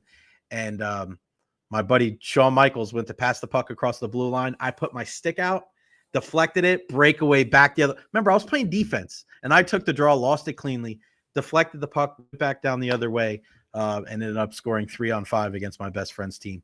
So that was my one of my highlights. Let's get to it real quick. Our guy, Erik Erlendsson, lightninginsider.com. What's going on, buddy? Sorry, brother. No, you're good, man. We understand a lot of things going on because we got Ryan Pepiot joining us at 1:30 today. Real quick, before we get into the Lightning, Larry Brooks just said something about Jon Cooper and the possibility of him going to coach in Utah. This is catching a little bit of steam. I kind of shot it down a little bit earlier, but your thoughts on Jon Cooper and his future here in Tampa Bay? Well, like the report didn't say coach, right? It just said take over operations. So it's kind of vague there, right? Like it was in a front office position, like whatever it is. I did see the tweets, and Larry's been around for a long time. He knows a lot of people. So, I mean, I don't know. I mean, the NHL lifespan of a head coach is well beyond or well under what Jon Cooper has spent here, right? And the success speaks for itself. I don't know. I mean, he's won a couple of cups. He's, is he thinking it's time for him to move on? I mean, it's certainly possible. But let's just let things play out, right? Like there's still hockey to be played. There's still a game tonight. You worry about what might happen in the offseason when the offseason gets here. Like maybe that's tomorrow, maybe that's next week. Who knows? But again, 13 years Cooper's been here. It's a long time for an NHL head coach. What about the family? Because that's what I look at. Like that's my initial reaction is he's got 3 kids, teenagers. They love it here. They got carte blanche to do whatever they want. I feel like if this move is made, it's made in like 3 or 4 years. I get what you're saying about the shelf life, but I feel like it's, you maybe you wait until the kids go to college to do that kind of thing. It's tough to think he would leave as the coach of these guys, man. Right? Yeah. But I mean, we don't live in that world. It's a little bit different. Right. But I think some guys wonder what's the next challenge? Right. When does it come and what's it going to be like? And I'm not saying he's there, but it's something that people in his position think about. Mm-hmm. And the opportunity, if it's there, like sometimes, like if you say, yeah, we should wait 3 or 4 years until we make a move. But what if this move that he wants isn't there? Right. Right. Like if the opportunity's there and it's what he wants to do you have to seize it when it's there? Right. It's not like, hey, I could just get another newspaper job in some other city and let's go. Mm-hmm. Right. Like it's a little different situation. There's only so many jobs. Again, if it's a head coaching position. So, I mean, what you say makes certain logical sense, but it's we live in a different world than those who are at the very high levels of professional sports and coaching and management. So we'll see. I'm staying on the positive train. I don't think Coop's going anywhere. I think he's staying here for at least the next couple of years. Selfishly. All right, Double E, what do the Lightning have to do in this Game 5 tonight to be able to bring this game or bring this series to a Game 6 down in Sunrise? What are you keeping an eye on tonight? For the love of Christmas, can they score first? Can they put the first goal in? I mean, they've allowed the first goal in all 4 games in this series. You've been chasing from the start. And it's hard to chase. They caught him, obviously, twice. Couldn't hold on in Game 4, but they caught him and actually got the win in Game 3. And can we do something on the power play? Like, I know we expected to score, and especially given the 5-minute opportunity they had in game number 4, you feel like you need to score. But can we build some momentum off of it? Can we feel good about what the power play is doing? Like, it's a momentum sucking situation right now that is just killing them. And I know, like, that was a 5 minutes early in, and it took Florida 10 minutes to find that tying goal. But, you score a goal there. Like, I think that takes the life out of Florida. Right. I think it's over. I think that takes the wind, and you've got this series tied 2-2. You couldn't get that needed goal. So I mean, that's for me. Get on the board first. Let's see what's playing from ahead from the start, and just build some momentum with the power play. I didn't think we'd ever sit here and say this for a power play that finished 5th in the regular season. Now, Florida kills penalties unlike any other team in the league. They are a unique animal in their approach. Most teams do not want to be as aggressive against the puck as the Florida Panthers are. So it's hard to replicate that in a practice, right? Like to understand the type of pressure that's coming at you. And they just haven't looked comfortable in handling the pressure. The quick decisions are not the right decisions, and pucks are getting cleared. But for the love of Christmas, build some momentum off of it. Who has to step up? Give me a player. I mean, it's got to be 86, right? Mm-hmm. Like when they won, he was a factor, right? He hasn't been much of a factor in the 3 games that they've lost. I think he needs to be a shooting threat, especially in the power play, because if he's going to be a threat to shoot, and we know he can shoot, then that opens up the rest of the power play. The other problem with that is they have a hard time getting set up. But at this point, just start firing pucks in net. Nikita Kucherov can fire off a one-timer. He's got a great wrist shot, right? Like, just start firing pucks in net and make Florida think about something. And I think if Kucherov can be the guy that makes him think about what he could do, then that's going to open up, I think, things for other players and open up some ice for guys like Gensel and Point. Why do you think they called up Max Crozier? That is an excellent question. Any concern about Hetty? No. No. I mean, even playing tonight? No, he'll play. I'd be surprised if he doesn't play, especially based on what Coop said this morning. Yeah, I think you needed to work on the power play, and I think you worked on it before the practice today. You worked on it before the practice today, and he wasn't out there. It's I understand. No, yeah, I get that. No, I get that. But what I'm saying is gamesmanship. What do you really gain from that? Like, because they think he's going to play. I don't. That's where I think I don't think gamesmanship makes sense in that situation. You got to work on it. Like, you didn't practice yesterday, and he's a guy that needs to get better at it. So you obviously thought that the rest for him was more important than working on one of the things that is the reason why you're not winning this series. So yeah, I just thought that was an interesting decision. He talked to us after the game, right, on Monday. So I think he's probably going to be fine. We'll have to see. As far as Crozier goes, I mean, I'm not 100% convinced that he's not going to play. I totally agree with you. I know what Coop said, but if you're calling him up and not playing him, why are you calling him up? Right. Syracuse has a very important game tomorrow night. They're down 2-0 in a best-of-5 series against Rochester. Mm-hmm. They're at home tomorrow night, and it's certainly conceivable that you could send him back and he could play that game if he doesn't play tonight. But why are you calling him up?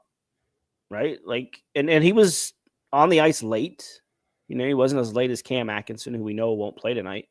But I find it hard to believe that you're going to call up a guy like Crozier, who we've been very impressed with every time he's come up, and not play him. 11-7 then tonight, E? Oh, for sure, especially with no Hagel. For sure, they're 11. I don't see any reason, because if you're going 12-6, nobody. Geeky goes in for defenseman. Yeah. I mean, Crozier's a righty. So, look, if Hetty can't go, and maybe that's part of this, maybe he is a little banged up and everything else. So if that's the case, then Moser can shift to the right and you have Crozier as a righty, or Moser can go back to lefty. He can come in as a righty, and then there's your 7, right? So if it's a Hetty situation, but if it's not, and maybe he is, maybe we take Coop at his word and Crozier's here just as insurance. It's a possibility too. But again, I find it hard to think that Crozier doesn't play if he's here. He wasn't talking like he was a guy who knew he was playing this morning when he spoke. but I mean, you'd have to look at the other righties, right? Perbix or Radish. Erik _Erlendsson, K out of C2S is after the D. LightningInsider.com. Use that promo code JNZ. Get $10 off, not just this season, but every recurring one after that. Appreciate you, brother. I'll see you later on tonight. All right. Sounds good. Thanks, Jay. Thanks, pal. Erik Erlendsson, we got lightning talk, and we're going to flip the script. We're going to switch gears, and we're going to bring him in. Raise right-hander Ryan Pep. What's going on, brother? What up? How we doing? I'm good, man. Here at Amalie Arena, ahead of Game 5 tonight, suited and booted, like you know how I roll. I do. Yeah, how are things over there? Things are good. We're going to have the game going tonight in the clubhouse, so I'll be in between innings, running back and forth, checking it out. Well, I've been in clubhouses before, and I just love the team Tampa Bay. What has it been like with everybody kind of following along what's going on? It's been good. I've got a couple jerseys now. I wore my hat in today, ready to go support the team. Sent out a few good luck texts to some of the guys today, and that I've gotten close enough to, and excited to watch us win tonight, and then watch them win and keep it going. Hell yeah, man! Let's talk about that road trip, man. You go 5-1 against Arizona and San Diego. That's you go into a place where Arizona, man, that ball flies out of there, and then San Diego, how good they were at home. What was working so well as a collective unit there for you guys to be able to be so successful there on that West Coast trip? I think we finally put together some really clean baseball front to end of games. I felt like early on we were in some games that were close, and a ball didn't fall our way. We finally had some results come our way. Some stuff go to guys, hard hit balls or soft hit balls fall, and kind of played some clean, full on 9-inning team baseball. And just let one win kind of catapult us into the next one. You said it, the ball does fly in Arizona, especially when they had the roof open. They had it open for all 3 games. So for us to come out, played 2 top-end teams in the NL West in the National League and come away with 5 out of 6. That's a pretty darn good road trip.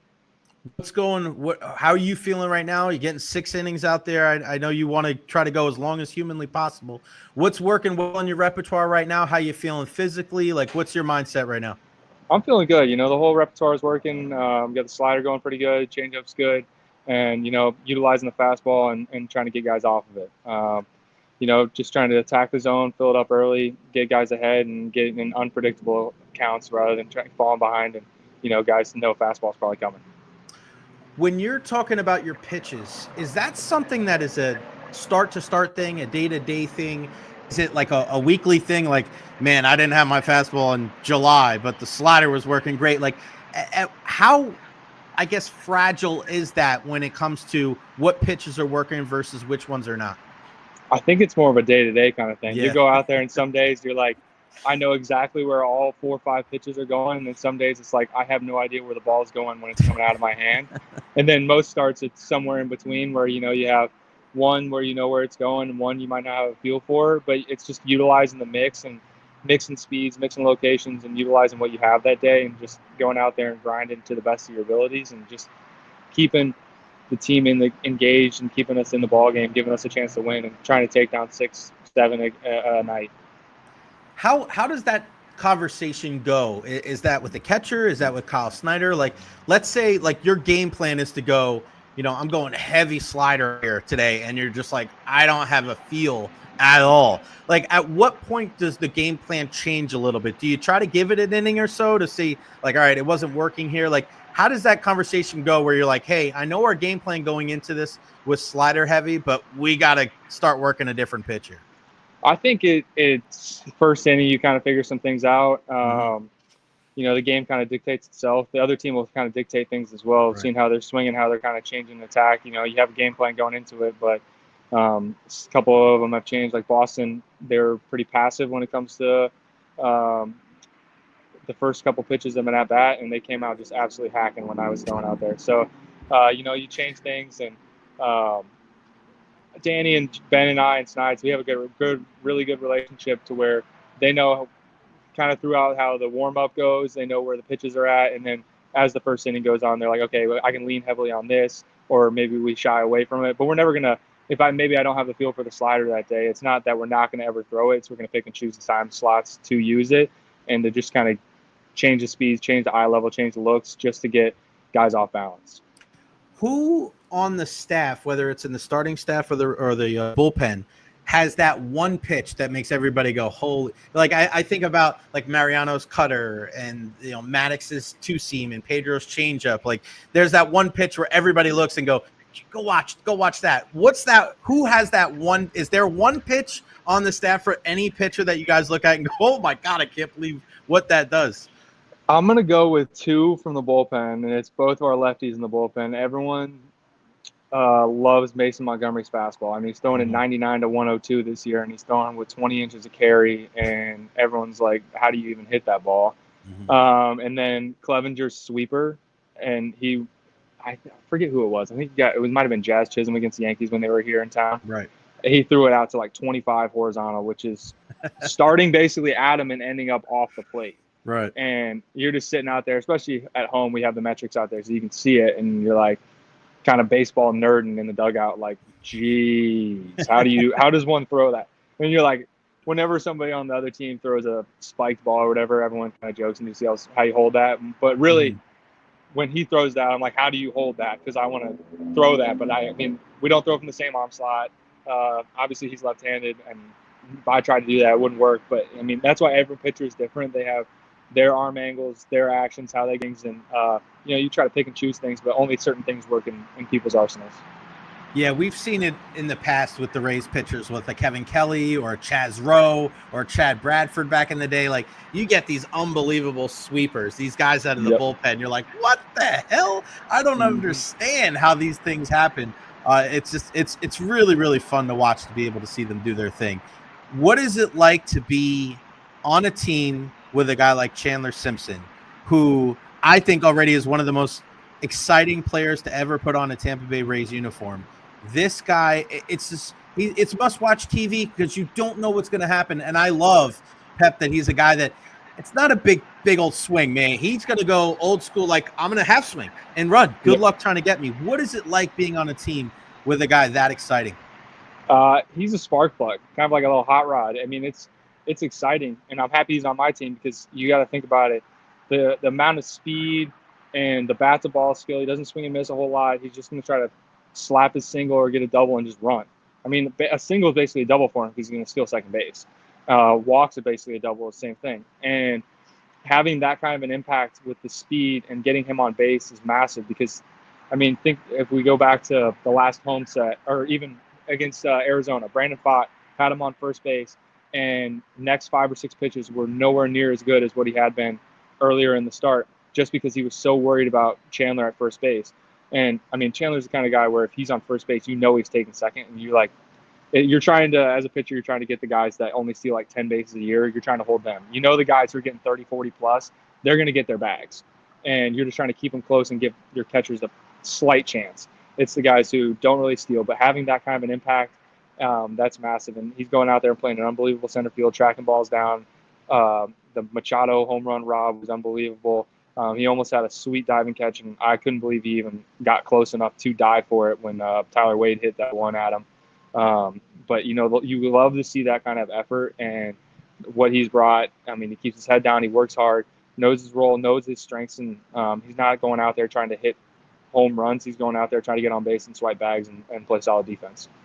What is that like on the bench? Like when that guy's on your team? Because at the end of the day, like, you're ball players, but you're fans too, right? Like, you love the game. What is it like to be with your guys and you're just like chopping it up and you're just laughing and you're pointing and you're going, I can't believe that guy just did that? I think one of the funnier ones was when we were in San Diego. Chandler got on base and Machado just started smacking him. And he's like, dude, stop running. You're too fast. Like, this isn't fair. It's not even allowed. But it's must-watch stuff when he gets on base. I mean, I go back to when I did my rehab start last year in AA in Montgomery. He walks the first batter of the game, and all the guys in the dugout were like, hey, how many pitches do you think before he steals second? I was like, I mean, there's a lefty on the mound, probably going to see one at least, and then probably second, third pitch he'll go. First pitch stole second pitch stole third standing up. I'm like, dude, what is this guy? Like, and it's next level speed that, I mean, Billy Hamilton, Juan Pierre, like that kind of speed, that it's game-changing stuff. It's so much fun to watch. And when he doesn't get on base, you're like, oh, man. Like, you, of course, wanted him and the team to do well, but when he's on the base, you're like, you're missing something out for sure. I know a lot of games at home here early on in the season, but it just seems like, man, balls don't go out of the yards for you guys, and they go out for other teams. Like, just been such a weird dynamic for you guys. Do you feel a little bit of a struggle? Is it something you guys talk about, or is this just like one of those things where it's a long season, you just kind of got to deal with it and kind of roll with the punches? I think it's the second one. It's kind of just deal with it and roll with the punches. I think it's more of a day-to-day kind of thing. It's when you roll up and you see where the flags are blowing, the place can play like a graveyard when the wind blows in a little bit, but if the wind blows out, I go back to Brandon was up against the Yankees and it was blowing out, and he hit an 89-mile-an-hour line drive fly ball to right field, and Judge caught it on the wall. And if he hits that 91, that ball's 5 rows deep. So like, there's some days where a 92-mile-an-hour fly ball is getting out, and then there's some days where 110-mile-an-hour fly ball isn't getting out. And like last night, we all thought Danny clipped Ursig or Estevez and tied the game up. Estevez in the ninth. We all thought he clipped him and got it and put it 10 rows deep and maybe even out of the place. But just the wind wasn't going in our favor, and it just stayed in the park. And, we don't try to think about it too much, especially the pitchers. We've all talked about it. It's like, do we try to change things? And everyone's like, no, we don't want to change who we are. You want to stay to your strength. And because when you start trying to change things, you don't necessarily go with your strengths and what you're good at and what got you to this point. And when you do that, you're going to get yourself in poor situations. You're going to get yourself behind the counts because you're trying to do something. And it's just trying to minimize, not allow the free passes. If we give up home runs, make sure they're solo shots, and just keep giving our team a chance to do the same. What has it been like, man, now that you guys have been there for a while? How have the adjustments been there at Steinbrenner Field? You guys locked in the routine? Does it feel at least semi-normal? Yeah, I think it feels normal now. We had, 19 to 22 at home to start, and we had that big 13 homestand. So, it does feel like home. The staff did an unbelievable job here, making it feel like a home, all the different artwork, all the different pieces, just making it feel like it's ours, taking away all the New York logos and all that stuff. The underneath with the clubhouse, the gym, the training room, the food room, everything is top notch and as nice as you could ever imagine. And the surface is good. Our grounds crew did an unbelievable job overhauling it after the first series, and it was supposed to be like a 2-week job, and they did it in 3 days when we were in Texas. So they did a great job, and then the fans have been great. They're right on top of you, so you hear everything and you hear how loud it gets. So it's fun. It's a fun little intimate environment, and we're trying to make the most of it. Meisner and Mangum, I don't know if many people thought that they were going to be as big of a contributor as they have been early on this season. When you see those two guys get the nod and then come up and play as well as they have, like, what does that mean? What does that mean to a group, and how cool is that to be able to see that? Listen, we know baseball's that sport. Everybody's journey is different. This isn't something like football where it's like college to pro. Baseball, man, it's a long, winding road, and sometimes you don't make your big league debut until you're 29. What is it like to be able to see those two guys contribute in the way they have so far? They've been unbelievable. Mangum's been fantastic. Meisner just absolutely off the chart. Walk-off homer opening day. You can't script it any better than that. They're just taking advantage of the opportunities that are given to them, and the whole next up mentality. And they came in and have just played. And like you said, baseball is an interesting one where your road to the big leagues is never a straight path. There's very few guys that absolutely dominate the minor leagues and then go straight to the big leagues and absolutely dominate for 10 plus years. And you're going to have your ups and downs. You're going to have your good months. You're going to have your bad weeks. But to see those guys come in and play hard-nosed baseball, taking good pitches, taking good at-bats, playing unbelievable defense. Meisner made that awesome double play to end it one of the nights in San Diego, had a great sliding catch into the wall for me. Mangum, you hate to see him with the groin go down because he was just such a spark plug. He's such a tough at-bat and just was smacking balls all over the place and playing hard-nosed defense and just absolutely unbelievable in the dugout, just cheering on the guys. But for those guys to come in and step up, it's been huge because, it's early and we've got a bunch of guys go down one after one after one, and to see those guys step up and have the impact that they have, we needed it. One thing I love, and I have this conversation with some of the Lightning players throughout the year, who's the one guy on your roster that knows everything that's going on in the major leagues? They know players, they know teams, they know standings. And then who's the one guy on the team that's just like, Not that he doesn't care, but it's just like that kind of thing doesn't matter to them. I'm gonna have to go. Mangum probably knows everything because he seems like he's always engaged in everything. So I'm gonna go with Right. Mangum knows everything. Right. And then who knows absolutely nothing. I'm gonna have to go with a reliever because they're down in the bullpen and they're not doing Right. a lot until the 6th, 7th inning.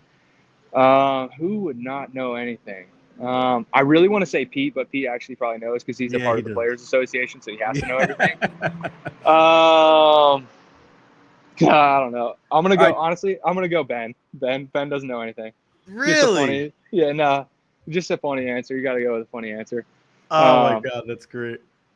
Yeah, those questions, because I remember having this conversation in the Bucks locker room one time. And they're like, that dude doesn't even know who's in his division. I'm like, what?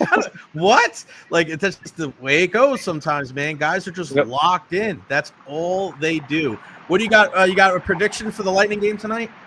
I think the boys are going to come out firing tonight, and I think it's going to be I'm going to go 4-1 victory for the Bolts tonight. All right, who's going to score a goal? Give me a goal scorer. I got Braden Point scoring 1. I got Gensel scoring 2, and Cooch is going to put 1 in. Wow, the first line. Have you got a chance to meet Pat Maroon yet? No, I haven't, but I've heard absolutely unbelievable things about that guy. So he except for when he was on. I was at the Blackhawks Lightning game this year when he was on the Hawks, and he challenged the entire bench, and I was like, dude, this guy played for the Bolts and was doing that to our team. Come on now. Won a title with the team, and but everyone I was around, they're like, yeah, he's just an absolute insane human, and I'm like, that makes sense and checks out. I mean, you kind of have to be kind of a psycho to play hockey. Yo, you're gonna meet this guy. You're gonna love him. He came by today. He's probably gonna be here tonight. He is gonna be here tonight, and he came by wearing like a golf hat and a golf shirt, looking like he just came from the Masters. And he's like slapping people on the shoulder, saying hello, like he's a WWE superstar, like waving, and it blew up on Twitter, bro. I literally put what I just told you on Twitter, and it's got 30,000 likes. Like, it's crazy, man. This guy is just beloved. I can't wait for you to meet him one day. I know you're going on with T-Kraz today. Let's see. I was on with him yesterday. You know T-Kraz played basketball. I did. I mean, he's so tall, he had to have played basketball. I mean, there's no excuse. I got into his car accident, so he's not playing as much anymore. So make sure you bust his chops. Tell him that his jump shot is broken when you talk to him later on today. I can tell him I have a better jump shot than him. I'm from Indiana. I have to have a good jump shot. Tell him my guy Jay Recher put me up to this, but I heard that your jump shot is broken and mine is better because I'm from Indiana. You can do that for me.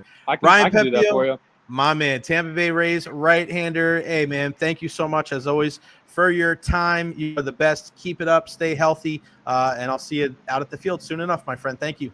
Perfect. Thank you very much. Take care, man. You got it, buddy. The one and only Ryan Pepiot, baby. Love that guy. He is the best. And make sure you tune into The Drive later on with Tom Krasnicki. He'll be on there as well.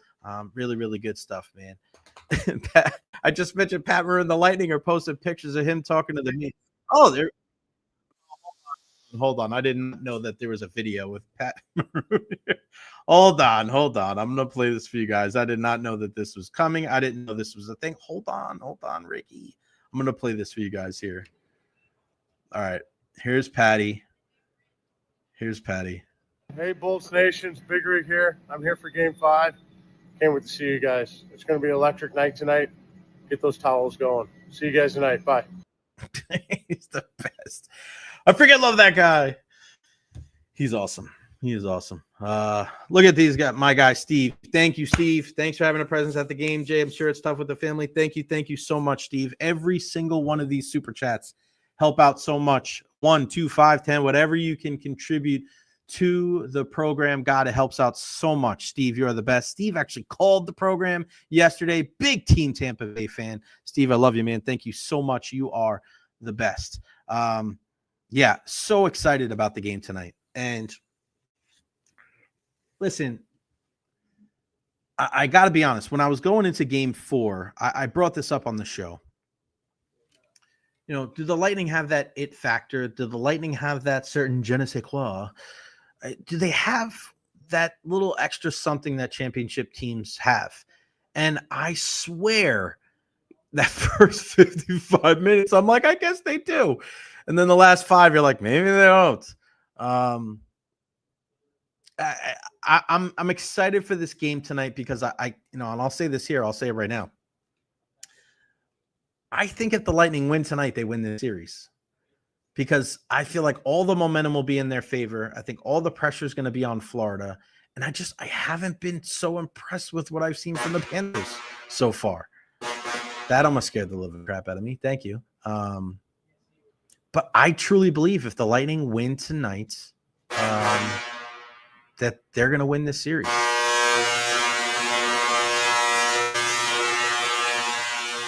Testing out the Tesla coils. That's right.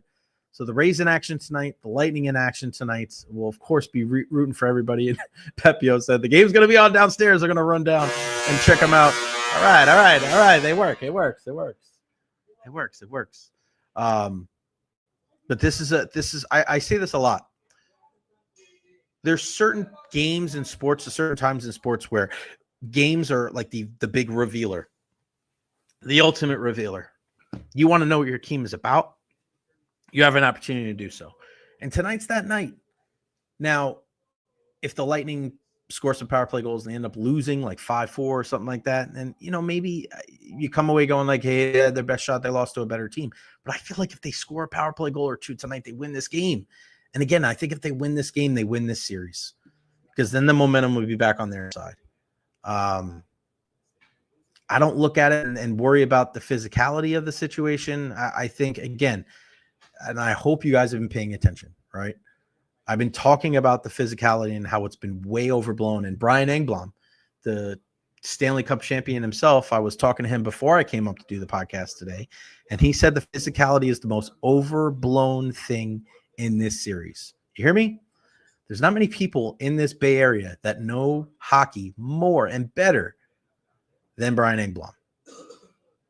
And Brian Engblom himself said the whole narrative of the physicality is the most overblown thing in this series. So when people talk about the physicality or them being soft or the hits or anything like that, watch the game. Watch the defensive breakdowns. Watch the power play not living up to expectations. Watch Kucherov and Hedman, these guys not shooting the puck. Like, those are the reasons why they're not winning. If Vazzy makes a mistake, like, those are the reasons why. It's not the physicality. Hell, we hate the officiating, but I can't even blame the officiating. Like, they give a 5-minute penalty to Mikkola. The Lightning didn't take advantage. That is the most important thing. And that is another reason why I really appreciate everybody following me, again, at Jay Recher, and listening to the podcast here. Because it's more than just the physicality. It's more than just the surface level stuff. Everybody loves to take a deep dive in football because everybody loves it. It's the king. But if everybody's saying the same shit for hockey, like, you're not doing your homework. You're not doing your research enough. You got to look deeper. You just got to pay attention. A lot of times the answer is right in front of you. You're not always going to be right. If you guys remember last year, something happened in overtime, and it was Sergachev and Hagel. And I went online saying, oh, it's this. This is exactly what it is. And come to find out that Braden Coburn said, no, it's actually this. This is the way they go about it. And I went on air, and I was perfectly fine with saying, hey, I was wrong. We're going to all have opinions, and sometimes you're going to be wrong. And I think you guys hopefully can appreciate that with me, that I don't pretend. I have an opinion on everything, but I don't pretend to know everything. Nobody does. If I'm wrong, I'm not unhappy being wrong. Like, it happens. Like, nobody's perfect. Nobody's freaking perfect. Brandon McCune, is it time for the Lilleberg Perbix experiment to be done for the series? Could very well add Crozier to the D and run 12-6 and sit both Lilleberg and Perbix. Brandon, you are not running 12-6 tonight, my friend, because you don't have enough forwards, and Cam Atkinson is not going to play in this game tonight. So it'll be 11-7, but it's who, if Crozier does play, even though Jon Cooper says he's not playing, who would he go in for? Because as doubly articulated before, listen, you're taking it out of the lineup for Syracuse. They're down 0-2. They're down 0-2. That does not sound right. They're down 2-0. There you go. In their series. So why bring him up here unless you're going to play him? Unless it's a big-time precaution. He's on the right side, so you think if he is coming in, it's going to be for a Radish or a Perbix? I think Crozier plays tonight. I really do. I'm with Double E. Does Hetty play? That might be more than, meets the eye. I really think he's going to play. I just find it a little surprising that he wasn't out there for morning skate today, and that they were why work on the power play before morning skate today if Cirelli and Hedman aren't on it? I mean, if Sorelli's not on it, okay, not taking anything away from him, but Hedman's not there. So what are you working on? Right? My guess is Perbix sits tonight. You go 11-7. Gensel, Cooch, Point. Then you go Sorelli, Gord, Geeky, Paul, Gonsalves, and then Chafee, Glendenning, and Gergensons. And then your 7 defensemen will be Hetty and Moser, McDonough and Chernak. Lilleberg's playing no matter what, guys. If Radish was out there, and Radish and Crozier, maybe that's what you do. Lilleberg not coming out of the lineup. And Brandon, I get what you're saying, right? I get what you're saying. You want Atkinson. Listen, Atkinson doesn't have it. He does not have it. His foot speed is gone. Even just watching him in morning skate, dude, it's not there. He's having trouble in the regular season. You don't want him playing against Florida. You can't keep up with those guys. I like how Lilleberg has played. I think he's got a little bit better as the series has gone on. He's physical, man. He's one of those guys on the blue line. He is not muscled around. Perbix is a guy that you rely on for his savvy play and for his smarts. But in that last game, I thought he was a really, really big culprit in that first goal, just kind of lollygagging back into the zone. Marchand finds a way to get the puck. He gets it over to Lundell, and he scores. So, yeah, it just doesn't necessarily work for me. Dave Terry, can't believe we didn't bring up Dylan Duke. Yeah, I mean, I think we're at this point. And that's another question to that's another question that we could talk about is when we're looking at this team going forward with Julian Brisebois, does he have to do a better job of building a team where it's not so close to salary cap where you can have players like black aces? Like, we don't see black aces right now. The Panthers are scratching 4 or 5 guys every night. So even if a guy like Ek that goes out, Valinsky, who played the first 2 games, is right back in there. So could easily go Hedman, Crozier, Mack, Chernak, Moser, Crozier. That's pretty cool. Can't afford another forward injury and be back down to 10 forward. Brandon, you didn't say that until you're blue in the face, bro. Cam Atkinson's not playing tonight. He is worse. He is worse. Regardless of what you feel, anybody feels about Perbix or feels about Lilleberg or feels about Radish, though all 3 of those guys give you much better of a chance to win than Cam Atkinson. It's just not going to happen. And that's what I'm basing on what they're coaching up and what I'm seeing. Bro, I saw him skate the other day at morning skate, and he was a tick slower than everybody out there. Noticeable. But this is right, Brandon. You're right. Isaac Howard, if he would have been just a little bit more patient, he would have been in the lineup tonight. No doubt about it. And then you go 12-6. I'm with you, my brother. Jeff Taylor with the super chat. Jeff, another big-time supporter. Thank you, Jeff. I could go on and on, but JUF and Rock Sports coverage, insights on life, love of a local area, and, of course, shoot aficionado. Always appreciate it. Tune in tonight. I got something special for you guys, Recher's Rapid Reaction, hopefully after another win for the Bolts. And I'm glad that you said that, because Rob Higgins, who we've had on the show before, the executive director of the Tampa Bay Sports Commission, he comes up to me after the sneaker soiree a couple of months ago, and he goes, I love you because of how you love Team Tampa Bay. He's not wrong. He's not wrong. There is a reason why I spend so much time away from my family. I only get to see them a couple of times a year. My whole family lives in New York. Every single last one of them. It sucks. It sucks not being there because I love my family and I'm a big family guy. Oldest of 4. Every single one of my brother and sister kids now. So it's 6 nieces and nephews, and they are everything to me. And to not be there for their games and to see them grow up, it hurts. It sucks. But this is what I had to do for my life and to build a career for myself. So that's why I bet on myself and do I moved down here. And even though I got let go in November, I'm doing the podcast. So, I mean, it means everything to me, the support that you guys give me, and every, dollar donation or just even nice comments, like that shit means the world to me. So there may be a lot of other people out there that don't necessarily give a crap about their readers or their followers or their listeners or anything. I can't thank you guys enough. And I just want to just keep this thing growing. Let's keep it getting bigger. I want to freaking plant our flag as the biggest and baddest show in the Tampa Bay area and then get nationally recognized. And, I want it. I love it down here. And, man, I thank you guys, everybody, for the love and support. And here's the other thing too. My birthday is actually this Sunday. So I turned 40 this Sunday. Game 7 of this series, if it happens. I got a special jacket. I got a special if we go to a game 7. I looked at it today. But man, that'd be a nice 40th birthday gift if we could see a game 7 and the Lightning could win. My entire family's coming down tomorrow for a week to come spend time with me for my 40th birthday. So I will we might take, it depends on what happens with the lighting. If the lighting unfortunately come up short tomorrow night or tonight, then we'll have a show tomorrow. I'll probably take off Friday, maybe a couple of days next week, but I don't want to take any days off. I want the Lightning to keep on winning and go from there. So yeah.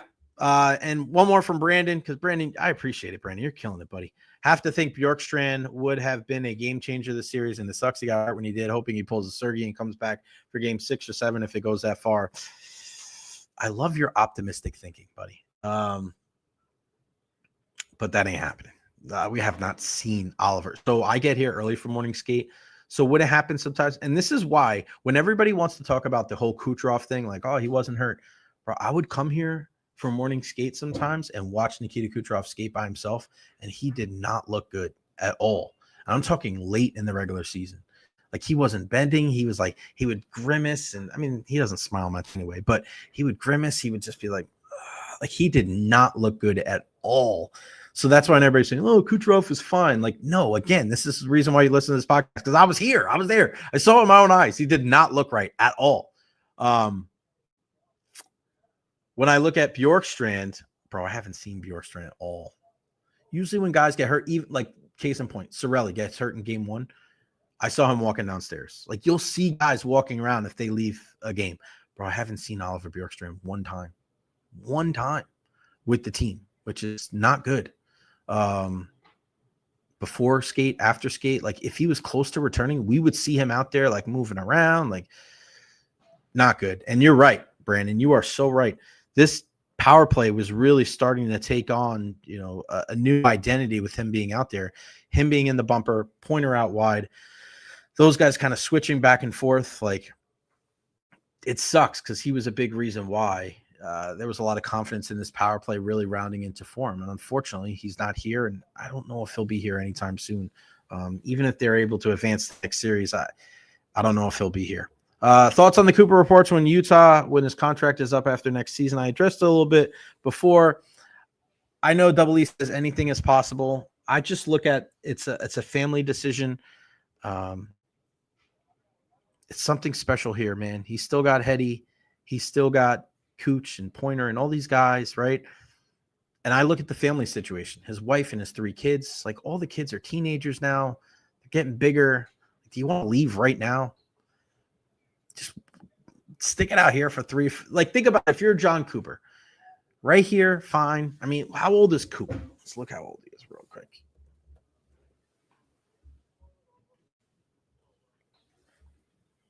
He's 57, okay? Coop's 57 years old, right? If Coop stays like 3 or 4 more years, right? He's 61. His kids are about to graduate from high school or graduating from high school. They're going to go to college. Then he can go upstairs and be a president or a GM. Like, why now? Why now? Take your time. Be here for as long as humanly possible, right? The shelf life for coaches are so short. He's still loved here. Nobody's trying to run him out of town. He's still got a really good team. I think this team's going to be even better next year. You have all these guys under contract still. I don't know. I think you have so much time to be able to go somewhere else, so much time to be able to be a president or a GM.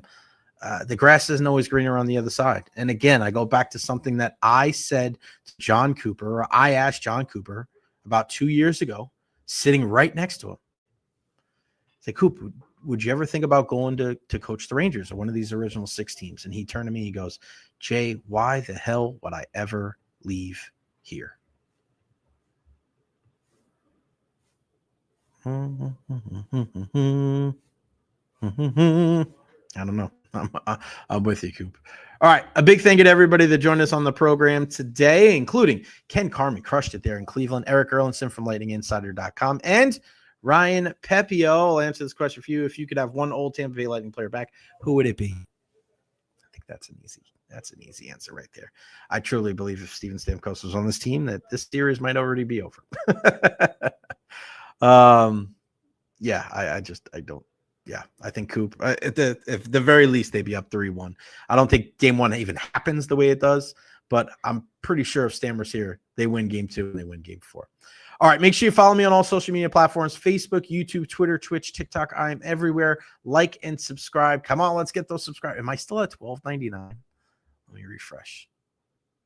1301, baby. Let's go. 1,300 subscribers. Couldn't do it without you guys. I love you so much. Back in action tomorrow. Like, listen, follow me. You know I'm going to have all the post-game videos tonight. You know I'm going to be asking Coach Cooper the tough questions, and hopefully a Recher's rapid reaction with these badass shoes that I have on, hopefully talking about another Lightning victory. I will be live tomorrow, no matter what, at noon, and we'll talk some Rays. We'll talk some Lightning, a little bit of everything. We'll find out if we can get Ed and Cena on the program too, because we know he is a busy man. All right, it's going to wrap it up for me. Thank you. I love you all. We'll see you tomorrow at noon right here on the Jay Recher podcast. I am gone. Peace out.